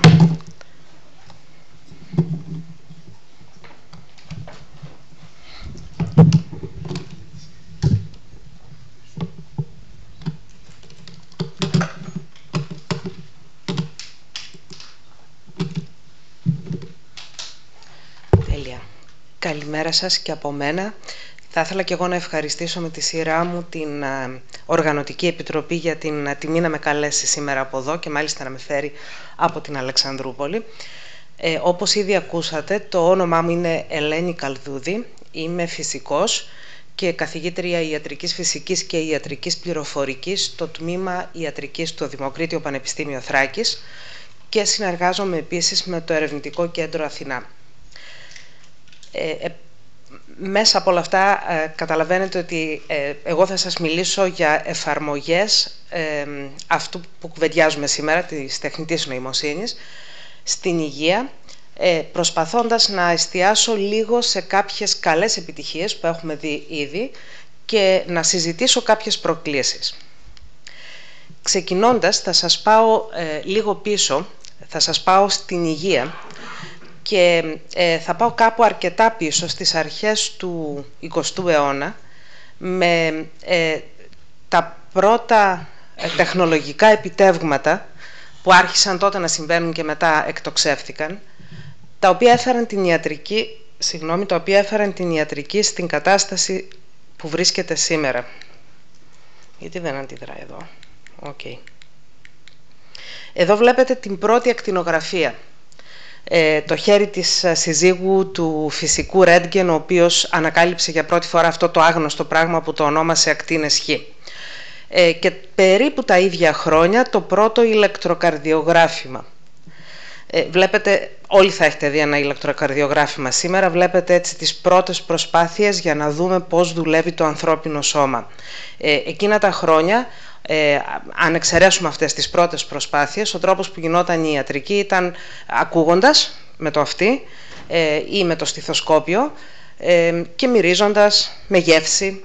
Αυτά ήταν τα εργαλεία του γιατρού για να κάνει διάγνωση και εκεί τέλειωνε. Και για να κάνει θεραπεία σε κάποιες πολύπλοκες περιπτώσεις, όπως ας πούμε τα καρδιαγγειακά νοσήματα, μάλλον θα έλεγα ότι η καλύτερη θεραπεία ήταν να στείλει κάποιον σε ένα σπα. Και δεν κάνω αστείο σε αυτό. Αυτή ήταν η θεραπεία των καρδιακών ασθενών εκείνα τα χρόνια. Από την πρώτη αυτή εφαρμογή της τεχνολογίας στην ιατρική άρχισαν οι πάρα πολλές έντονες εξελίξεις τεχνολογικές και επιστημονικές, ανακαλύψεις, εφευρέσεις και φτάσαμε σήμερα στην ιατρική του 21ου αιώνα. Για να δώσω πάλι μία εικόνα, εδώ βλέπετε έμβριο στην κοιλιά της μητέρας του εν ζωή. Προφανώς και το έμβριο και η μητέρα είναι μια μαγνητική τομογραφία. Και για να μείνω στη μαγνητική τομογραφία, γιατί είναι και το αντικείμενό μου και είναι έτσι μια πολύ εντυπωσιακή μέθοδος, βλέπετε σε αυτήν εδώ την εικόνα, με μαγνητική τομογραφία πάλι, το πώς είναι το δίκτυο των νευρώνων μέσα στον ανθρώπινο εγκέφαλο. Αυτά τα βλέπουμε σήμερα. Και για να κάνω και μια αναφορά στη χθεσινή μέρα, εδώ βλέπετε κάποιες τεχνικές που έχουν φτάσει μέχρι και να μελετούν συναισθήματα όπως ο έρωτας. Εδώ βλέπετε πάνω στους εγκεφάλους περιοχές που αλλάζουν διαφορετικά, ανάβουν και σβήνουν διαφορετικά σε ανθρώπους που είναι ερωτευμένοι, που ήταν ερωτευμένοι, που είναι απογοητευμένοι και ούτω καθεξής. Δεν θα μείνω πολύ σε αυτά. Απλώς να πω ότι σήμερα αυτές οι εξετάσεις, οι διαγνωστικές απεικονιστικές εξετάσεις, είναι πάρα πολλές. Βλέπετε δύο διαγράμματα εδώ. Στο πάνω είναι μια στατιστική μελέτη για το μέσο όρο των ακτινογραφιών στην Ευρώπη σήμερα, που μοιάζει να είναι γύρω στη μία εξέταση ανακάτοικο κάθε χρόνο. Στο κάτω διάγραμμα βλέπετε αντίστοιχα τα νούμερα για τις μαγνητικές τομογραφίες. 8 με 10% του πληθυσμού κάνουν μία μαγνητική τομογραφία κάθε χρόνο. Και οι εκτιμήσεις μας γενικά για το σύνολο του κόσμου είναι ότι περίπου έχουμε 3 δισεκατομμύρια διαγνωστικές απεικονιστικές εξετάσεις ανά έτος σε όλο τον κόσμο. Για κάθε άτομο, κάθε έτος, αν το διαιρέσουμε αυτό, βγαίνει γύρω στα 76 MB δεδομένα, για να αρχίσουμε να μιλάμε λίγο και για δεδομένα. Τι θα πει αυτό? Είναι περίπου 25 τραγούδια MP3. Γεννάει ο κάθε άνθρωπος, δημιουργεί ο κάθε άνθρωπος το χρόνο δεδομένα που αντιστοιχούν περίπου σε 25 τραγούδια MP3 από την απεικόνιση που κάνει για λόγους υγείας. Και αν το δούμε για όλο τον πλανήτη, αυτό για κάθε χρόνο έρχεται στο 1 δισεκατομμύριο MP3, πολύ μεγαλύτερο από την πραγματική βιομηχανία ή την τέχνη της δημιουργίας τραγουδιών. Αν σκεφτούμε τα δεδομένα που παράγει ο άνθρωπος, που παράγονται σήμερα για τον έναν άνθρωπο για λόγους υγείας, τα ιατρικά δεδομένα, τα κλινικά, όπως ας πούμε οι απεικονιστικές εξετάσεις ή το φάκελος υγείας, οι εργαστηριακές εξετάσεις και όλα αυτά, είναι γύρω στο μισό τεραμπάιτ στη διάρκεια της ζωής του. Εκτιμούμε ότι θα είναι γύρω στο μισό τεραμπάιτ στη διάρκεια της ζωής του. Πάνω σε αυτό θα πρέπει να προσθέσουμε άλλα 6 τεραμπάιτς που αφορούν εξετάσεις που θα κάνει ο άνθρωπος και έχουν να κάνουν με το δικό του γονιδίωμα. Είτε με το γονιδίωμα, είτε και με όλα τα υπόλοιπα όμιξ, όπως λέμε, τα μεταμπολόμιξ, τα πρωτεόμιξ, δηλαδή όλες αυτές τις εξετάσεις που έχουν αρχίσει πια να γίνονται και αφορούν τα μακρομόρια της ζωής για τον έναν άνθρωπο στη διάρκεια της ζωής του.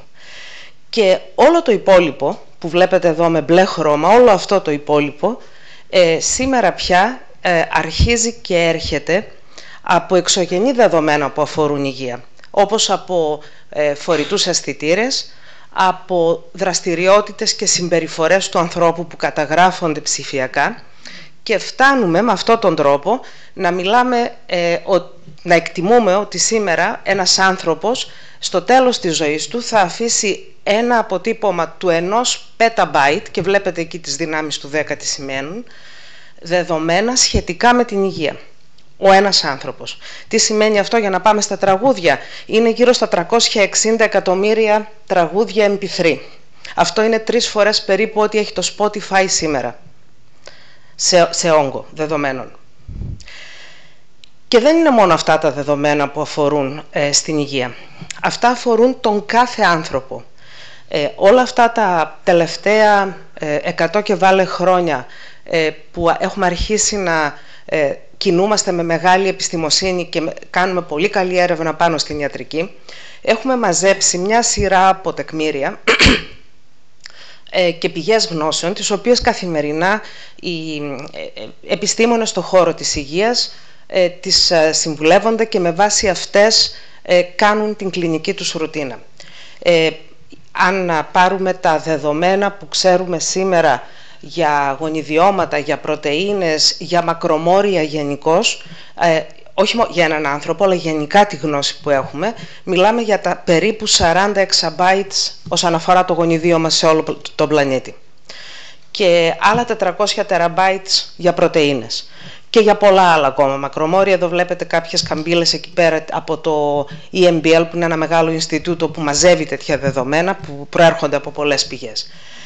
Και αν πάμε στα κλινικά δεδομένα και στις μελέτες που γίνονται από εκεί, αυτές δίνουν ως αποτέλεσμα επιστημονικά άρθρα.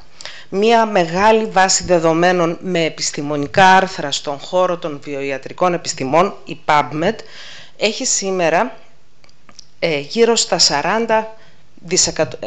38 εκατομμύρια άρθρα. Ας πούμε 40 εκατομμύρια άρθρα, επιστημονικά άρθρα, που το καθένα από αυτά έχει πληροφορία την οποία πρέπει να ξέρει ο σημερινός γιατρός για να μπορέσει να κάνει καλά τον ασθενή του. Είναι γύρω στα κάτι λιγότερο από 2 εκατομμύρια άρθρα καινούρια το χρόνο.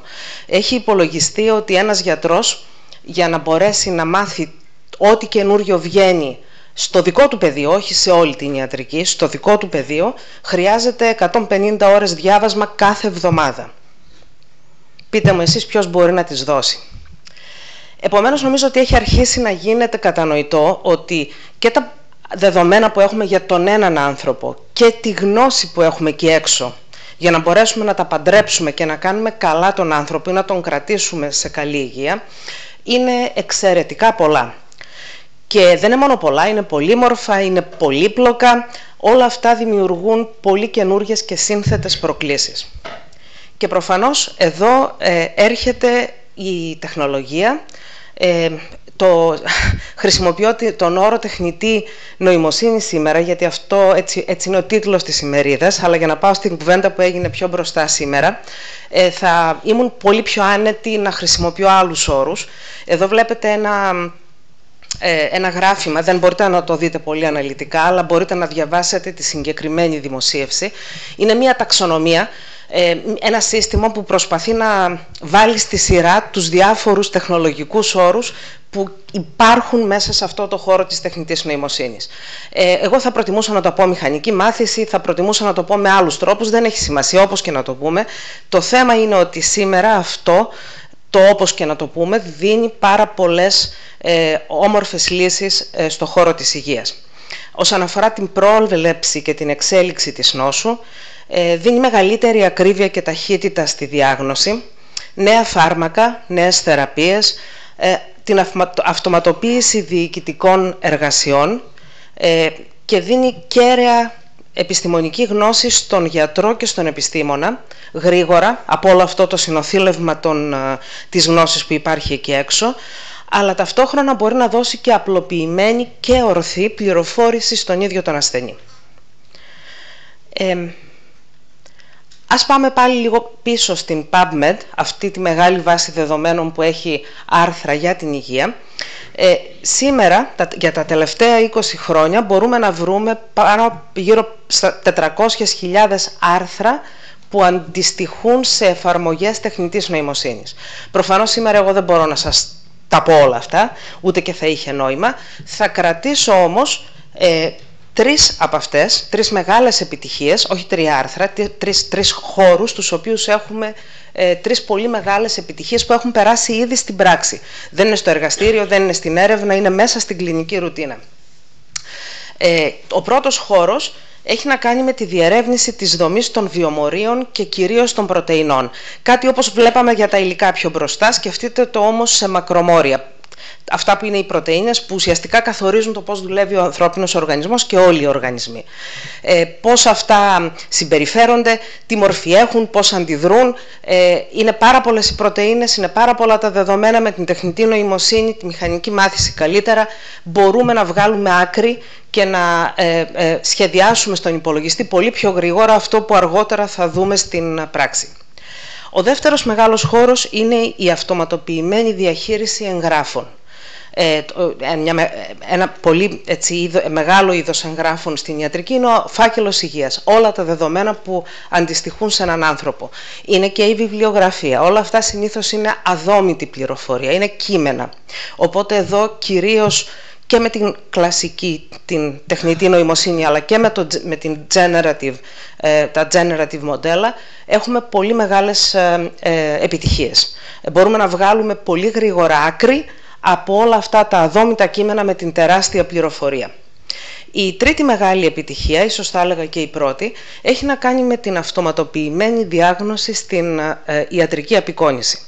Εδώ πια έχουμε εφαρμογές που είναι μέσα σε διαγνωστικά μηχανήματα που υπάρχουν γύρω μας, που μπορούν να δώσουν πολύ γρήγορα και πολύ εύκολα μία πρόταση για διάγνωση σε ακτινογραφίες πνευμονίας, σε εικόνες του βυθού του οφθαλμού, σε μαγνητικές τομογραφίες που κοιτάνε εγκεφαλικά επεισόδια, ακόμα και στον υπέρηχο που είναι μία δύσκολη τεχνική.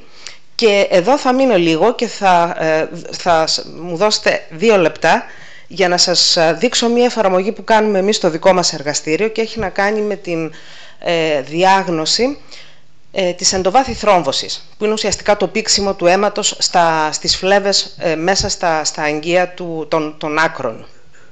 Οφείλεται στην ακινησία, πολύ συχνό μετά από χειρουργικές επεμβάσεις, στην εγκυμοσύνη, στους καρκινοπαθείς, σε αεροπορικές πτήσεις, σε πάρα πολλές περιπτώσεις. Έχουμε γύρω στους 700.000 Ευρωπαίους κάθε χρόνο να έχουν αυτή την πάθηση. Οι μισοί από αυτούς θα πάθουν πνευμονική εμβολή, θα φύγει ο θρόμβος και θα πάει στον πνεύμονα, και από αυτούς το 1/4 θα πεθάνει εκείνη τη στιγμή. Άρα μιλάμε για μια πολύ συχνή και πολύ βαριά νόσο, κατάσταση, η οποία φέρνει προφανώς και ένα πολύ μεγάλο κόστος στις υπηρεσίες υγείας. Κλασικά ο τρόπος για να κάνεις διάγνωση είναι να έχεις έναν ειδικό ακτινολόγο, ο οποίος χρησιμοποιεί υπέρυχο, βλέπετε εδώ τον υπέρυχο, και πιέζει, βλέπει τα δύο αγγεία, τα βλέπετε τώρα, βλέπετε τι ωραία εικόνα είναι αυτή, καθόλου καλή ποιότητα, πρέπει να είσαι μάγος για να μπορέσεις να βρεις τα αγγεία, και μετά πιέζοντας να δεις πότε και αν θα συμπιεστεί η φλέβα, οπότε είσαι εντάξει, αν δεν συμπιεστεί θα έχεις πρόβλημα με θρόμβωση. Αυτό φυσικά πρέπει να το κάνει ένας ακτινολόγος και θα το κάνει τη στιγμή που θα έρθει ο ασθενής στο ιατρείο. Εμείς αυτό που κάνουμε σε ένα ευρωπαϊκό πρόγραμμα που έχω την τιμή να συντονίζω και έχει ξεκινήσει εδώ και ένα χρόνο, είναι να προσπαθήσουμε να φτιάξουμε τον πρώτο φορετό και αυτόνομο υπέρυχο.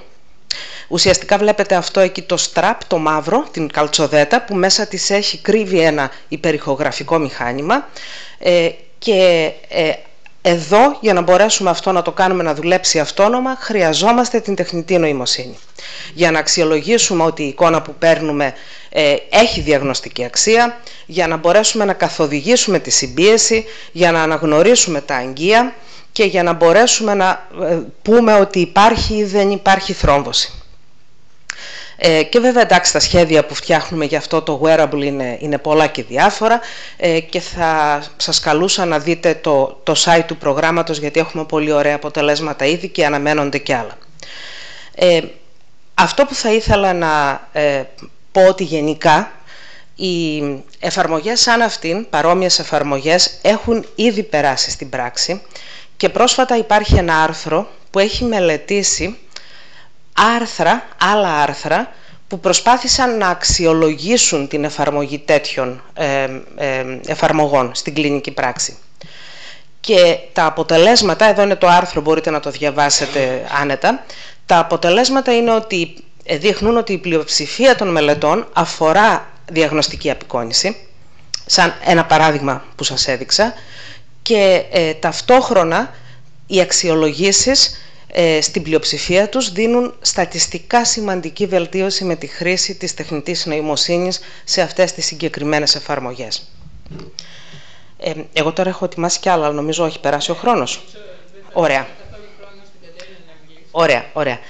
Οπότε απλά να πω ότι υπάρχουν όμως και παραδείγματα με απογοητευτικές διαστάσεις, και θα το σταματήσω εδώ. Υπάρχουν πάρα πολλές περιπτώσεις που πάμε να εφαρμόσουμε την τεχνητή νοημοσύνη σε κάτι που δεν τη χρειάζεται. Ξέρουμε, έχουμε το εργαλείο, έχουμε τα δεδομένα και λέμε κάτσε να κάνω κάτι. Αυτό δεν οδηγεί πάντα σε μια πετυχημένη εφαρμογή. Επίσης υπάρχουν πολλά προβλήματα με τα δεδομένα τα ίδια, και όλες οι υπόλοιπες διαφάνειες που δεν θα σας τις δείξω αφορούν αυτό, γιατί έχουν πάρα πολύ μεγάλη ιδιαιτερότητα τα δεδομένα στην υγεία, και ακόμη περισσότερο το γεγονός ότι όταν πάμε να εφαρμόσουμε τεχνητή νοημοσύνη, συνήθως εκπαιδεύουμε τα μοντέλα μας με δεδομένα που αφορούν ένα πρόβλημα, ενώ στην κλινική πράξη έχουμε πολλά προβλήματα μαζί. Και πολλές φορές δεν έχουμε πρόσβαση σε όλα τα δεδομένα που θα θέλαμε, και πολλές φορές έχουμε αυτό το bias του training, ότι όταν πάμε το μοντέλο μας να το βγάλουμε έξω από τα δεδομένα τα οποία χρησιμοποίησαμε, δεν τα πάει πολύ καλά. Οπότε θα το αφήσω εδώ και είμαι στη διάθεσή σας για ερωτήσεις.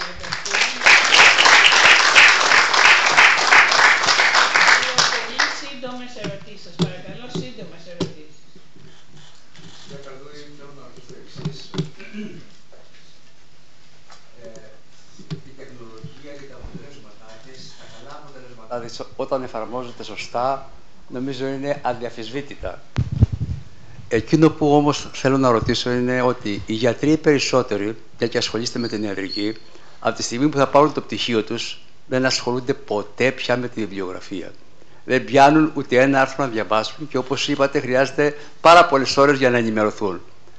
Όμοια στα νοσοκομεία οι περισσότεροι γιατροί σε δύσκολες καταστάσεις χρησιμοποιούν τυφλά τα μοντέλα που τους δίνουν οι κερδοσκοπικές ιατρικές εταιρείες, που στόχος τους είναι μόνο να κερδίσουν και δεν ερευνούν αυτά τα μοντέλα εάν είναι αποτελεσματικά. Αποτέλεσμα ο καρκίνος. Το μόνο που κάνει, οι θεραπείες που κάνουν ακτινοβολίες και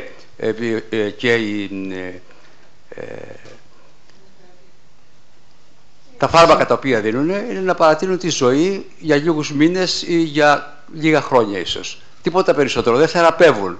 Σε αυτή την κατεύθυνση έχετε κάποια επιρροή εσείς? Στην Υπουργείο Υγείας μπορείτε να αποταθείτε για αυτά τα θέματα, έτσι ώστε να είναι αποτελεσματικά στην κοινωνία τελικά τα μέσα τα οποία έχουμε? Εντάξει, ευχαριστώ για την ερώτηση.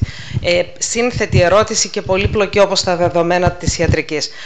Για να προσπαθήσω να απαντήσω σε κάποιες από τις πολλές ερωτήσεις, θα πω ότι καταρχάς μια από τις μεγάλες εφαρμογές, ειδικά του Generative AI, είναι στο να δίνει την έτοιμη γνώση, μασημένη γνώση, δηλαδή να βρίσκει και να δίνει στον γιατρό τη σωστή γνώση πάνω σε αυτό που τον ενδιαφέρει. Αντί να τον βάζουμε να διαβάζει και να ψάχνει μόνος του, υπάρχουν πάρα πολλές διαφορετικές προσεγγίσεις στο να τον βοηθούμε να βρει αυτό που χρειάζεται τη στιγμή που χρειάζεται και πολύ εύκολα. Οπότε σε αυτό έχουμε μια πολύ μεγάλη βοήθεια ήδη. Τώρα, σε αυτό που είπατε για τις εταιρείες οι οποίες είναι κερδοσκοπικές προφανώς, αλλιώς δεν θα ήταν εταιρείες, δεν νομίζω ότι έχουν στόχο την κακή έκβαση στον ασθενή, ή δεν νομίζω ότι θα τους έκανε καλό γιατί θα σταματούσαν να πουλάνε. Δηλαδή εδώ υπάρχει ένα win-win, με την έννοια ότι όταν μπορώ εγώ να κάνω διάγνωση ή καλή θεραπεία με τα εργαλεία που πουλάω, θα αγοράσει ο κόσμος περισσότερα από αυτά. Όταν αυτά τα εργαλεία δεν δουλεύουν καλά, δεν θα πουλήσω και θα πεθάνω ως εταιρεία. Οπότε εγώ δεν το φοβάμαι πολύ αυτό, γι' αυτόν ακριβώς το λόγο που σας είπα. Όσον αφορά τις παρεμβάσεις που μπορούμε να κάνουμε στην πολιτεία, στις πολιτιακούς παράγοντες, εκεί θα έπρεπε να είναι πολλές και προσπαθούμε να κάνουμε και μέσα από προγράμματα και μέσα από ημερίδες και μέσα από επιστημονική δουλειά που αποδεικνύει αυτά που θέλουμε να πούμε, γιατί χρειάζεται υποστήριξη από ρυθμιστικό πλαίσιο, χρειάζεται διαχείριση της αλλαγής για να βάλουμε καινούργια τεχνολογία, ό,τι είναι αυτή. Δεν μπορείς να τη βάλεις σε ένα πλαίσιο που υπάρχει χωρίς να διαχειριστείς αυτή την αλλαγή, είτε στους γιατρούς, είτε στους ασθενείς, είτε και στο ίδιο το σύστημα υγείας. Δηλαδή αυτή τη στιγμή το σύστημα υγείας δεν είναι φτιαγμένο για να δεχτεί τεχνητή νοημοσύνη. Πρέπει να το αλλάξουμε. Και ήδη, ας πούμε, με το νοσοκομείο επάνω στην Αλεξανδρούπολη σχεδιάζουμε έρευνες οι οποίες θα μελετήσουν καλές πρακτικές. Πώς μπορούμε να εισάγουμε τέτοια πράγματα στο νοσοκομείο. Ευχαριστούμε πάρα πολύ, κύριε Καρδούδη. Εγώ ευχαριστώ.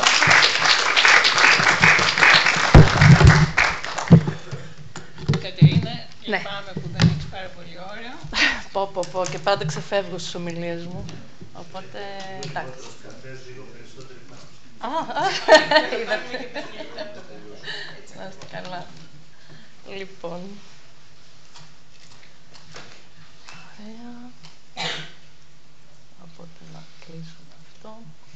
Λοιπόν, εγώ τώρα βέβαια το καλό, θεωρώ καλό που έκανα στην ομιλία μου είναι να έρθω λίγο να φέρω μαζί, κοντά αυτά που ακούσαμε από τους διαφορετικούς μας ομιλητές και ομιλήτριες σήμερα, πάντοτε έχοντας κατά νου το ότι κοιτάζοντας τι συμβαίνει στους διαφορετικούς χώρους, στις διαφορετικές επιστήμες σε σχέση με την τεχνητή νοημοσύνη και τη χρήση της, θέλουμε να βγάλουμε κάποια γενικά συμπεράσματα για το πώς χρησιμοποιείται, αν χρησιμοποιείται πρώτα απ' όλα η τεχνητή νοημοσύνη για να κάνουμε έρευνα σήμερα και για να κάνουμε αυτό που λέμε scientific discovery.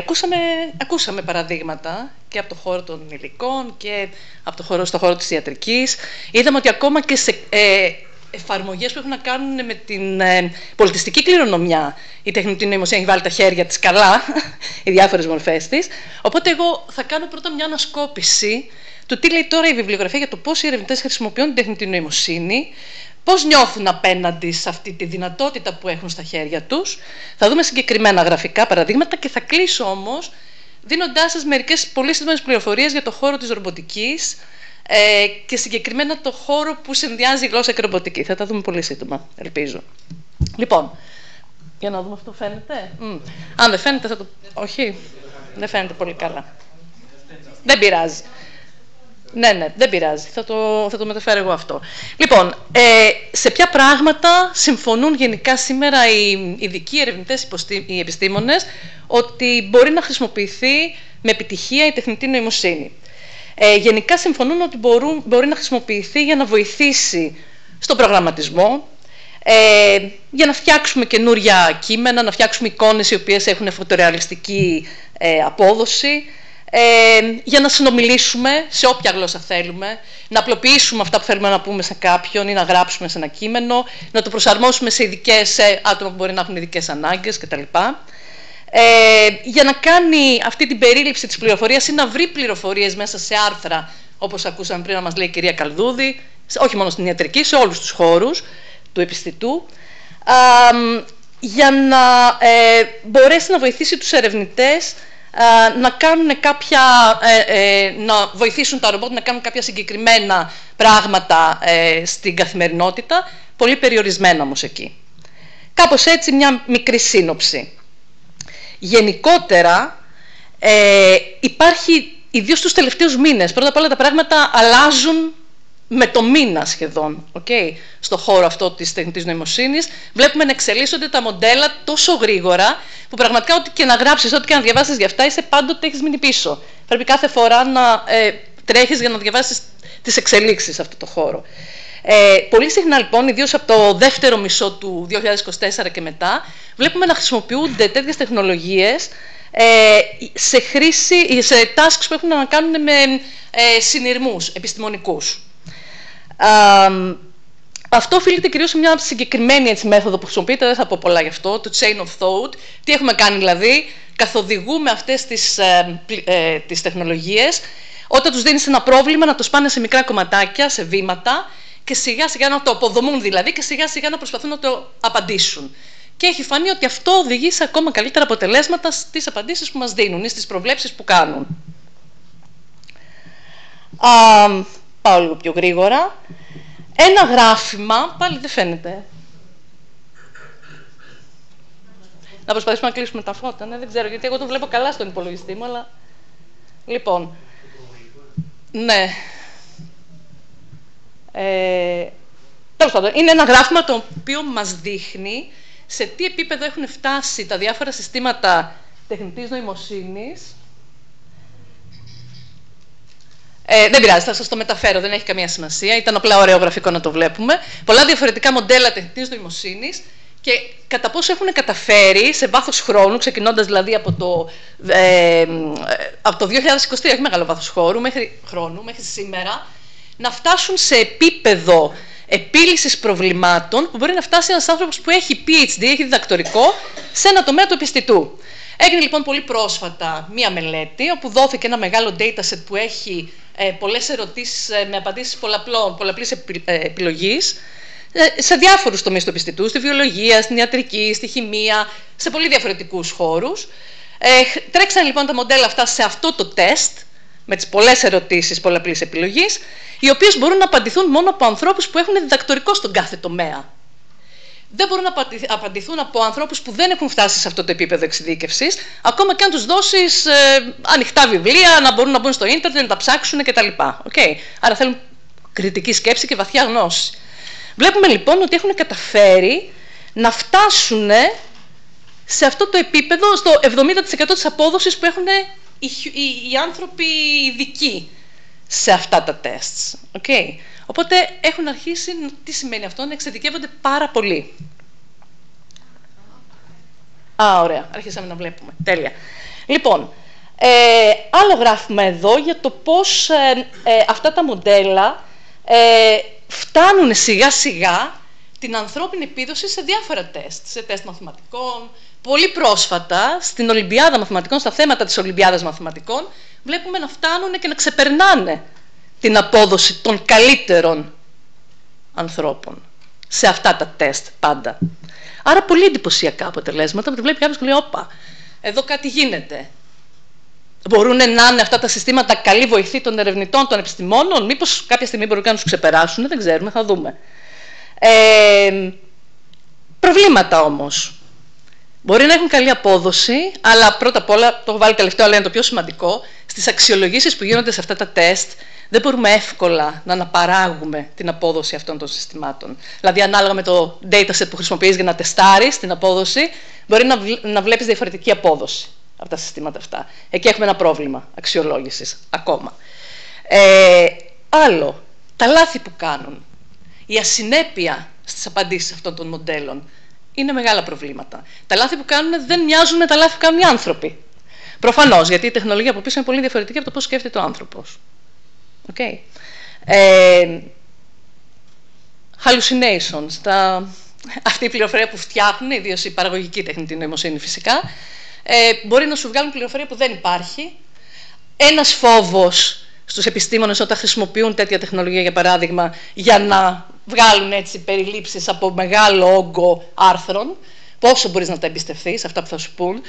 Αν είσαι και λίγο έτσι πολύ υποψιασμένος, θες να πας πίσω να δεις. Οπότε τώρα οι εφαρμογές που βοηθούν τους επιστήμονες να φτιάξουν έτσι περιλήψεις από αυτά που διαβάζουν, συνήθως πάνε και λένε και πού βρήκανε αυτά που λένε, έτσι, για να βοηθήσουν το να πας πίσω και να δεις. Το κατάλαβε καλά, μου λέει καλά πράγματα ή γράφει αλλαντάλλον. Ανοιχτά θέματα και φυσικά θέματα για αναπαραγωγή στερεοτύπων, biases κτλ. Ακόμα υποφέρουμε από αυτά, αλλά τα δουλεύουμε ως κοινότητα. Γενικά γίνονται πάρα πολλά για να προφυλάξουμε τη χρήση, τους χρήστες μάλλον αυτής της τεχνολογίας από τέτοια θέματα. Έκανε πρόσφατα το Nature, πολύ πρόσφατα πάλι, μια έρευνα για το πώς χρησιμοποιούν οι ερευνητές το ChatGPT. Έκλεισε 2 χρόνια το ChatGPT. Ωραία. Λοιπόν, τι βρήκε? Όταν λέμε έρευνα του Nature, αυτό σημαίνει ότι έχει πάνω από 1.500-2.000 συμμετέχοντες. Έτσι, είναι γενικά large scale οι έρευνες που κάνει. Τι βρήκανε λοιπόν? Σε πολύ μεγάλο ποσοστό, εδώ δεν έχω βάλει τα ποσοστά, πάνω από 80%, οι ερευνητές είπαν ότι χρησιμοποιούν την παραγωγική τεχνητή νοημοσύνη για να φτιάξουν καλύτερα τα κείμενα που γράφουν. Ιδίως οι άνθρωποι που δεν είναι native speakers, φυσικοί ομιλητές των Αγγλικών για παράδειγμα, αλλά και γενικότερα. Αν τα έχετε δοκιμάσει, θα δείτε ότι πραγματικά σου βγάζει ένα πολύ πιο ωραίο, polished κείμενο, που φαίνεται πιο εύκολο.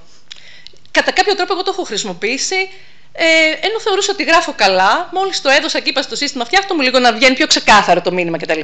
Μου βγάλε κάτι αγγλικά καταπληκτικά. Αμέσως φαινόταν σαν να διαβάζω και να καταλαβαίνω κάτι λίγο πιο εύκολα, γιατί είναι πιο απλή η γλώσσα. Με όλο τον κίνδυνο βέβαια να αρχίσουμε να μιλάμε όλοι με τον ίδιο τρόπο.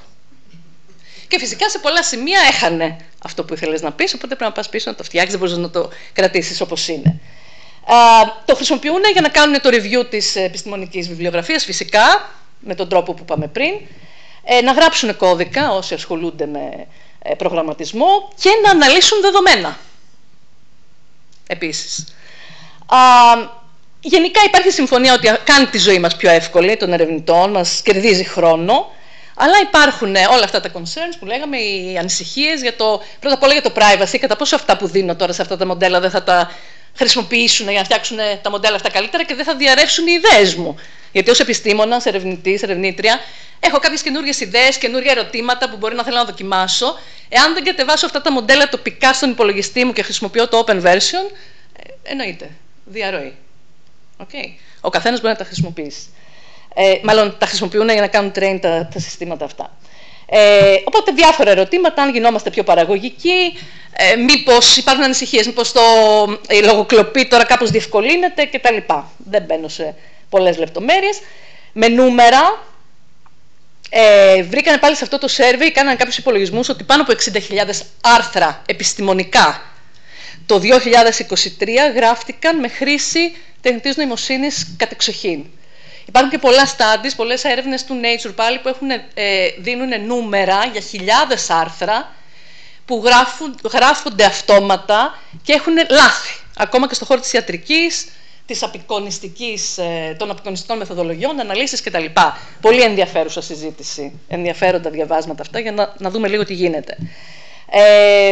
Και άλλα νούμερα εδώ, δεν θα πάω σε λεπτομέρεια, δεν έχουμε το χρόνο, θα τα έχουμε όμως στα slides να τα δείτε. Γενικά υπάρχει μια τάση να χρησιμοποιούμε όλο και περισσότερο αυτά τα συστήματα στην εργασία μας, ακόμα και όταν δημοσιεύουμε πειράματα, μελέτες πολύ σημαντικές κτλ. Και κάποιες φορές ξεφεύγουν πράγματα που δεν ελέγχει ο άνθρωπος, οπότε ξεφεύγουν λάθη. Ένα πολύ ωραίο, μίλησε ο κύριος Κροκιδάς, ναι, στη δική του ομιλία για τον βοηθό τεχνητής νοημοσύνης μέσα στα labs που κάνουν την επιστήμη των υλικών. Γενικά, έχει ξεκινήσει μία τάση στην έρευνα να φτιαχτούν βοηθοί τεχνητής νοημοσύνης που δεν θα είναι απλά βοηθοί, θα είναι επιστήμονες τεχνητής νοημοσύνης. Κυκλοφορεί λοιπόν αυτός ο όρος, το AI Scientist, και πρόκειται για ένα συγκεκριμένο σύστημα που έχει αναπτυχθεί τον τελευταίο καιρό, 2024, έτσι, η αναφορά.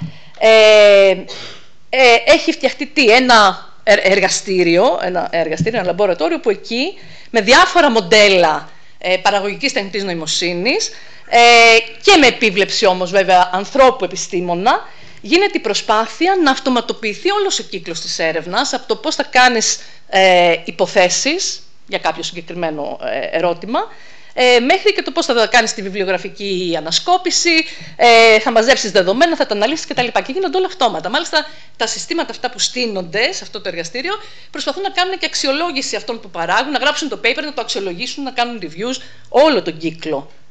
Okay. Το τι κάνει ένας ερευνητής από τη στιγμή που έχει μια ιδέα, κάνει μια υπόθεση εργασίας βασισμένη πάνω σε κάποια θεωρία, σε κάποια δεδομένα που έχει δει κτλ. Και σχεδιάζει πειράματα για να τα αναλύσει. Αποτελέσματα βγήκαν πάρα πολύ πρόσφατα, δημοσιεύθηκαν από αυτή τη δουλειά. Μια συνεργασία Ιαπωνίας, Λονδίνου και Καναδά. Το case study, έτυχε να πέσω πάνω σε case study για το πώς χρησιμοποιήθηκε πριν ακόμα βγει το ChatGPT, το 2022 όμως, το 2022, βοηθός τεχνητής νοημοσύνης στον χώρο των υλικών, της δημιουργίας νέων υλικών. Ένα πολύ μεγάλο στάδιο που έγινε και βγήκαν τα αποτελέσματα τώρα τον Νοέμβριο του 2024, δημοσιοποιήθηκαν για πρώτη φορά, σε μια εταιρεία στην Αμερική με πάνω από 1.000 εργαζόμενους ερευνητές, όπου πήγαν και λένε: «OK, παιδιά, θα πάρετε έναν βοηθό τεχνητής νοημοσύνης». Δεν ήταν παραγωγική τεχνητή νοημοσύνη, αλλά χρησιμοποιούσε παρόμοια τεχνολογία, graph neural networks, reinforcement learning κτλ. Και λένε: «OK, οι μισοί εργαζόμενοι, οι μισοί ερευνητές θα έχετε αυτόν τον βοηθό. Οπότε στην καθημερινότητά σας αυτόν θα χρησιμοποιείτε για να ψάχνετε να βρείτε καινούργια υλικά, ό,τι κάνετε κανονικά. Η άλλη μισή θα ακολουθείτε παραδοσιακά αυτά που κάνουμε πάντα». Αποτέλεσματα. Αυτοί που είχαν τον βοηθό ήταν πιο παραγωγικοί, μακράν από τους άλλους, αλλά τι ήταν το ενδιαφέρον? Από αυτούς που όντως είχαν καλές ιδέες για καινούργια υλικά κτλ. Και ήταν πιο παραγωγικοί, μόνο αυτοί που γνωρίζαμε στην εταιρεία ότι είναι senior, ότι είναι top, ότι είναι πολύ καλοί ερευνητές, επωφελήθηκαν και κέρδισαν χρόνο στην έρευνά τους και οδηγήθηκαν τελικά στο να δοκιμάσουν κάποιες ιδέες για καινούργια υλικά που τους βγήκαν, να το πω απλοϊκά. Ερευνητές οι οποίοι δεν είχαν πολύ πείρα ή δεν είχαν καλή κριτική σκέψη, δεν είχαν πολύ καλό υπόβαθρο στο συγκεκριμένο χώρο για οποιοδήποτε λόγο, μπορεί να ήταν junior, μπορεί οτιδήποτε, δεν βοηθήθηκαν, αντίθετα έχασαν πιο πολύ χρόνο χρησιμοποιώντας τον βοηθό και ουσιαστικά δοκιμάζανε χωρίς κριτική σκέψη, έτσι φαίνεται τελικά από το αποτέλεσμα, διάφορες προτάσεις που έκανε ο βοηθός για καινούργια πειράματα κτλ. Άσκοπα. Άρα χάσαν τον χρόνο τους, δεν οδηγήθηκαν πουθενά. Πολύ σημαντικό αυτό. Ποιος τελικά, και αυτό μας δείχνει και τι ρόλο έχει πια ο ερευνητής με τέτοια εργαλεία στα χέρια του. Πρέπει να έχει βαθιά κατανόηση του χώρου στον οποίο κινείται, για να μπορέσει αυτά που προτείνει το σύστημα αυτόματα να καταλάβει ποια από όλα αυτά που προτείνει είναι προς τη σωστή κατεύθυνση μάλλον και να τα δοκιμάσει. Μιλάμε για το αποκορύφωμα της κριτικής σκέψης, για το οποίο πάντα μιλάγαμε στην εκπαίδευση και πάντα το χάναμε. Και λέγαμε ότι αυτό είναι το πρόβλημα της εκπαίδευσης, θα τα πούμε και πιο μετά. Ωραία. Πολύ ωραία λοιπόν συμπεράσματα από αυτή τη μελέτη. Πολύ ωραίο να τη διαβάσουμε, να δούμε διάφορα πράγματα που λέει. Κάτι άλλο σημαντικό, αυτοί οι άνθρωποι, οι ερευνητές που επωφελήθηκαν, δήλωσαν σε ερωτηματολόγιο ότι δεν ένιωθαν ικανοποιημένοι πια από τη δουλειά τους.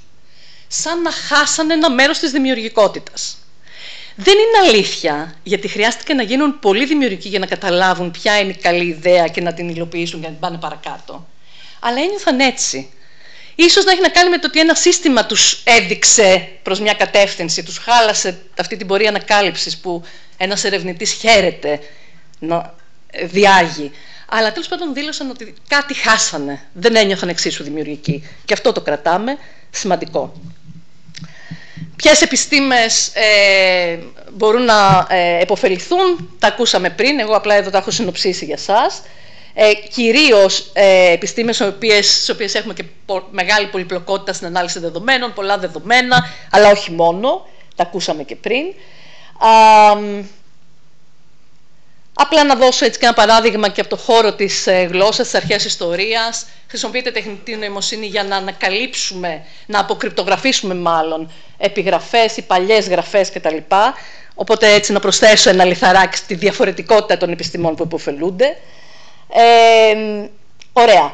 Μπορούμε να δούμε πιο συγκεκριμένα τι έχει γίνει σε συγκεκριμένα κομμάτια της ερευνητικής διαδικασίας. Δηλαδή, πολλά από αυτά που ακούσαμε και πολλά από αυτά τα συστήματα που βραβεύτηκαν ουσιαστικά με τα Νόμπελ, τι κάνανε?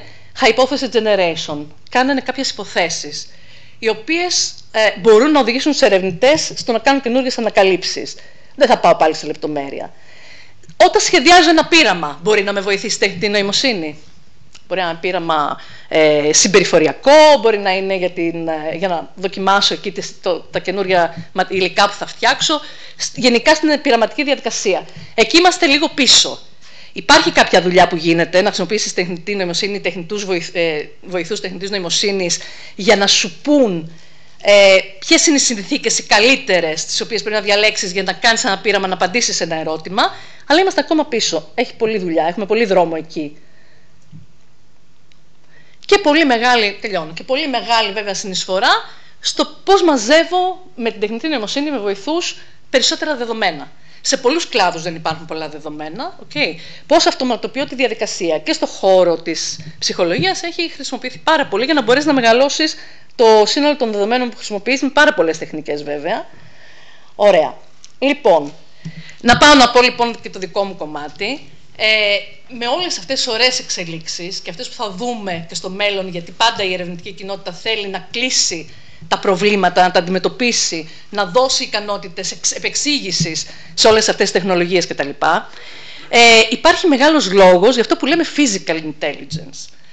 Κατά πόσο αυτή η τεχνολογία, πέρα από το να μπορεί να σου δώσει κάποιες πληροφορίες, κυρίως γλωσσικές, αλλά είπαμε και σε εικόνες κτλ., μπορεί πραγματικά να καταλάβει όταν συνομιλείς μαζί της τι της λες και να σου απαντήσει χρησιμοποιώντας αυτό που λέμε εμείς common sense, η κοινή λογική, ή αυτό που θα ανέμενε κάποιος έχοντας γνώση του κόσμου. Φυσικά δεν έχει γνώση του κόσμου, φυσικά δεν έχει καμία σχέση με την νόηση αυτή η τεχνολογία, δεν έχει τίποτα από ό,τι έχει το νοητικό σύστημα του ανθρώπου. Okay. Οπότε μεγάλος λόγος στη ρομποτική, πώς μπορεί να χρησιμοποιηθεί όλη αυτή η ραγδαία εξέλιξη στον χώρο της τεχνητής νοημοσύνης. Πώς μπορώ να κοντρολάρω ένα ρομπότ, να του δώσω μηχανισμούς να ρυθμίσει τις κινήσεις του για να κινείται όπως ο άνθρωπος μέσα σε έναν οποιοδήποτε χώρο και να κάνει οτιδήποτε χρειάζεται. Το γλωσσικό κομμάτι, άντε κάπως το έχουμε, μας βοηθούν τα γλωσσικά μοντέλα τεχνητής νοημοσύνης, αλλά τους λείπει αυτή η σύνδεση του τι λέμε γλωσσικά με το σε τι αναφερόμαστε. Δηλαδή, λέω εγώ ποτήρι, τι είναι ποτήρι? Είναι μια λέξη για το γλωσσικό μοντέλο τεχνητής νοημοσύνης. Δεν είναι ένα αντικείμενο που θα μπορέσει να το αναγνωρίσει στο χώρο. Πολλή δουλειά λοιπόν προς αυτή την κατεύθυνση. Εδώ φτιάχνονται κάποια μεγάλα μοντέλα τεχνητής νοημοσύνης που προσπαθούν να επιτρέψουν στα ρομπότ να μάθουν από πολλά δεδομένα τι κινήσεις πρέπει να κάνουν όταν τους δίνεις για παράδειγμα μια εντολή ή όταν πρέπει να λύσουν ένα πρόβλημα. Πολύ σύντομα τι δεδομένα είναι αυτά? Είναι κυρίως βίντεο άλλων ρομπότ που προσπαθούν να κινηθούν στο χώρο και να κάνουν πράγματα, και συχνά χρησιμοποιείται και γλώσσα. Γλωσσική περιγραφή του τι πρέπει να κάνει το ρομπότ. Έχει φανεί ότι αυτό βοηθάει το ρομποτικό σύστημα, το ρομποτικό μεγάλο μοντέλο να μάθει. Ακόμα είναι σε εμβριακό στάδιο αυτή η δουλειά. Στο δικό μου εργαστήριο εδώ επικεντρωνόμαστε, γιατί πολύ πριν από αυτές τις εξελίξεις στην τεχνητή νοημοσύνη, στην παραγωγική τεχνητή νοημοσύνη, κοιτούσαμε ακριβώς αυτό. Πώς μπορεί ένα σύστημα να συνδυάσει αυτά που λέει με αυτά που υπάρχουν γύρω του, τα αντικείμενα που τα βλέπει, με τις αισθήσεις του, με την πληροφορία που έρχεται δηλαδή μέσα από τις αισθήσεις, και έτσι να μάθει, ακολουθώντας πράγματα που ξέρουμε από τη γνωσιακή επιστήμη. Έχω κάποια παραδείγματα εδώ για δουλειές που γίνονται από μεγάλες εταιρείες. Εδώ μιλάμε για δουλειά που κάνει η Google, το DeepMind. Προσπαθεί να φτιάξει τεχνολογία που θα επιτρέψει, ας πούμε, σε ένα ρομπότ να βρει κάποια αντικείμενα μέσα σε ένα χώρο γεμάτο με πάρα πολλά άλλα αντικείμενα, ακολουθώντας γλωσσικές εντολές. Ένας από τους, ας πούμε, πατέρες αυτής της τεχνολογίας που συζητάμε σήμερα, της παραγωγικής τεχνητής νοημοσύνης, ο Γιάν Λεκούν, είπε κάποια στιγμή ότι εμείς εκπαιδεύουμε όλα αυτά τα μεγάλα γλωσσικά μοντέλα που χρησιμοποιούνται σε εφαρμογές τύπου ChatGPT με πάρα πολλά δεδομένα. Δίνει εδώ κάποια νούμερα. 10 στη 13η token. Ας πούμε ότι το token είναι η λέξη. Δεν είναι ακριβώς, αλλά ας το απλοποιήσουμε. Αυτό, λέει, ένας άνθρωπος χρειάζεται 170.000 χρόνια για να διαβάσει τόση πληροφορία, όσο εμείς χρησιμοποιούμε για να εκπαιδεύσουμε ένα σύστημα. Όμως, ένα παιδάκι 4 ετών ήδη έχει 50 φορές περισσότερη πληροφορία από αυτή. Πώς? Εξερευνώντας τον κόσμο με τις αισθήσεις του, φυσικά, και με το σύστημα της κίνησης. Αυτό μας λείπει. Και έχει γίνει και αυτός, έχει κάνει συμφωνεί με τους ερευνητές που λένε ότι πρέπει να κινηθούμε προς αυτή την κατεύθυνση, αν θέλουμε αυτά τα συστήματα κάπως να αρχίσουν κάτι να καταλαβαίνουν και να μιλάμε πραγματικά για νόηση. Okay. Και να φτάσουμε σε αυτό το Άγιο Δισκοπότηρο, του να φτιάξουμε ένα σύστημα το οποίο έχει νόηση παρόμοια με την ανθρώπινη πραγματικά. Ωραία, διάφορες προσεγγίσεις προς αυτή την κατεύθυνση. Αυτό ήθελα να φέρω στη συζήτηση εγώ. Εμείς πάνω σε αυτά δουλεύουμε. Τι σημαίνει να καταλαβαίνει πραγματικά ένα σύστημα τεχνητής νοημοσύνης, τι σημαίνει πραγματικά να έχει νοημοσύνη. Μπορεί να είναι ξεκομμένη η νοημοσύνη από όλη αυτή την πληροφορία που παίρνεις από τις αισθήσεις, που παίρνεις από το σύστημα κίνησης. Πριν ακόμα, ζούμε το παράδοξο αυτό ότι έχουμε φτιάξει έτσι κάποια συστήματα που μιλάνε με γλώσσα τέλεια, πολύ ωραία, χωρίς λάθη, αλλά δεν έχουν καμία άλλη νοητική ικανότητα. Αυτό ήταν ένα φοβερό πείραμα για την ανθρωπότητα, δεν το έχουμε ξαναζήσει. Είναι η γλωσσική ή άλλη ικανότητα, αν θέλετε, του σωλήνα, ας το πούμε έτσι, αποκομμένη από οτιδήποτε άλλο. Ξέρουμε από την Ευρωεπιστήμη ότι τα πράγματα δεν είναι έτσι, δεν θα τα πω σε αυτό το κοινό, δεν χρειάζεται. Έχουμε πατάμε σε διάφορα πράγματα, ευρήματα από το χώρο του πώς λειτουργεί ο ανθρώπινος εγκέφαλος εμείς στη δική μας έρευνα και προσπαθούμε να τα περάσουμε στα μοντέλα που φτιάχνουμε. Θα σταθώ και θα κλείσω με αυτό σε κάτι που υπόθηκε πριν ακόμα βγει στο ευρύ κοινό το ChatGPT, από τους ανθρώπους που είναι πίσω, είναι στην καρδιά της ανάπτυξης αυτών των τεχνολογιών παραγωγικής τεχνητής νοημοσύνης, που είπαν ότι, ξέρετε, το πρόβλημα σήμερα της τεχνητής νοημοσύνης είναι ότι είναι δύσκολο να μάθει ένα σύστημα από βίντεο πράγματα, να μάθει πράγματα για την κίνηση, που αφορούν την κίνηση και τη διάδραση με τον κόσμο, με άλλους agents κτλ. Ακριβώς επειδή υπάρχει high dimensionality σε αυτά τα δεδομένα, φαίνεται ότι οι άνθρωποι, λέει, από την παρατήρηση και μόνο, χωρίς να κάνουν και πολλά άλλα, είπαν αυτοί οι συνάδελφοι, μαθαίνουν πολύ πιο εύκολα. Γενικεύουν. Τα δικά μας συστήματα που τους δίνουμε ένα σκασμό δεδομένων δεν μπορούν να κάνουν τέτοιες γενικεύσεις. Okay. Οπότε αυτό είναι ένα άλλο το πρόβλημα και πρέπει να μελετήσουμε πώς ο άνθρωπος μαθαίνει τόσο πολλά μόνο μέσω της παρατήρησης. Και επειδή το κοινό είναι υποψιασμένο, ευλόγως απαντάει κάποιος, δεν τα μαθαίνει μόνο μέσω της παρατήρησης ο άνθρωπος φυσικά, αλλά γιατί έχει μια νοητική αρχιτεκτονική. Έχει αισθήσεις, μην τα λέω, σε κοινό που τα ξέρει. Μελετώντας λοιπόν αυτό το ερώτημα, με συναδέλφους πολύ αξιόλογους στον χώρο της γνωσιακής ρομποτικής κυρίως, εστιάζουμε στο ότι οι άνθρωποι μαθαίνουν φυσικά μέσω της παρατήρησης, αλλά φυσικά αυτό το έχουν καταφέρει γιατί έχουν ένα σύστημα κίνησης και ό,τι αυτό συνεπάγεται. Έτσι, μπορούν να κινηθούν, να γνωρίσουν τον κόσμο, μπορούν να μάθουν πράγματα παρατηρώντας τις κινήσεις των άλλων, γιατί στον εγκέφαλο τα mirror neurons κάνουν τη δουλειά τους. Λοιπόν, αλλά και φυσικά χρησιμοποιώντας και άλλα εργαλεία που έχουν οι ίδιοι φτιάξει. Εργαλεία, πραγματικά, artifacts, εργαλεία, αλλά και την ίδια τη γλώσσα, η οποία είναι ένα εργαλείο που μπορεί να ενισχύσει σημαντικά και την παρατήρηση και την πράξη. Ωραία. Οπότε κλείνω εδώ. Κρατάμε ότι η κίνηση και η πράξη κάπως πρέπει να μπουν στην τεχνητή νοημοσύνη σήμερα για να φτάσει εκεί που θα θέλαμε να φτάσει. Πιο κοντά λίγο στην νοημοσύνη. Αυτά. Ευχαριστώ πάρα πολύ.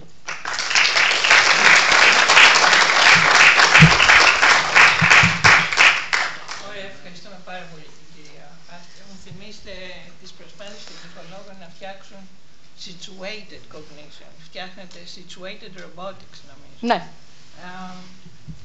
Η ώρα είναι και 10 πλησιάζει και 4. Κανονικά πρέπει να πάμε σε διάλειμμα. Αν έχετε κάποια πολύ σημαντική ερώτηση που θέλετε να κάνετε και πάρα πολύ σύντομα να την πάρουμε και να τελειώσει αυτή η συνεδρία για να πάμε στην επόμενη. Υπάρχει κάποια πολύ επίκουσα ερώτηση? Νομίζω ο καφές είναι πιο επίκουσα. Ναι, μήπως το καφέ έξω. Εντάξει, ευχαριστούμε πάρα πολύ. Ευχαριστώ και εγώ.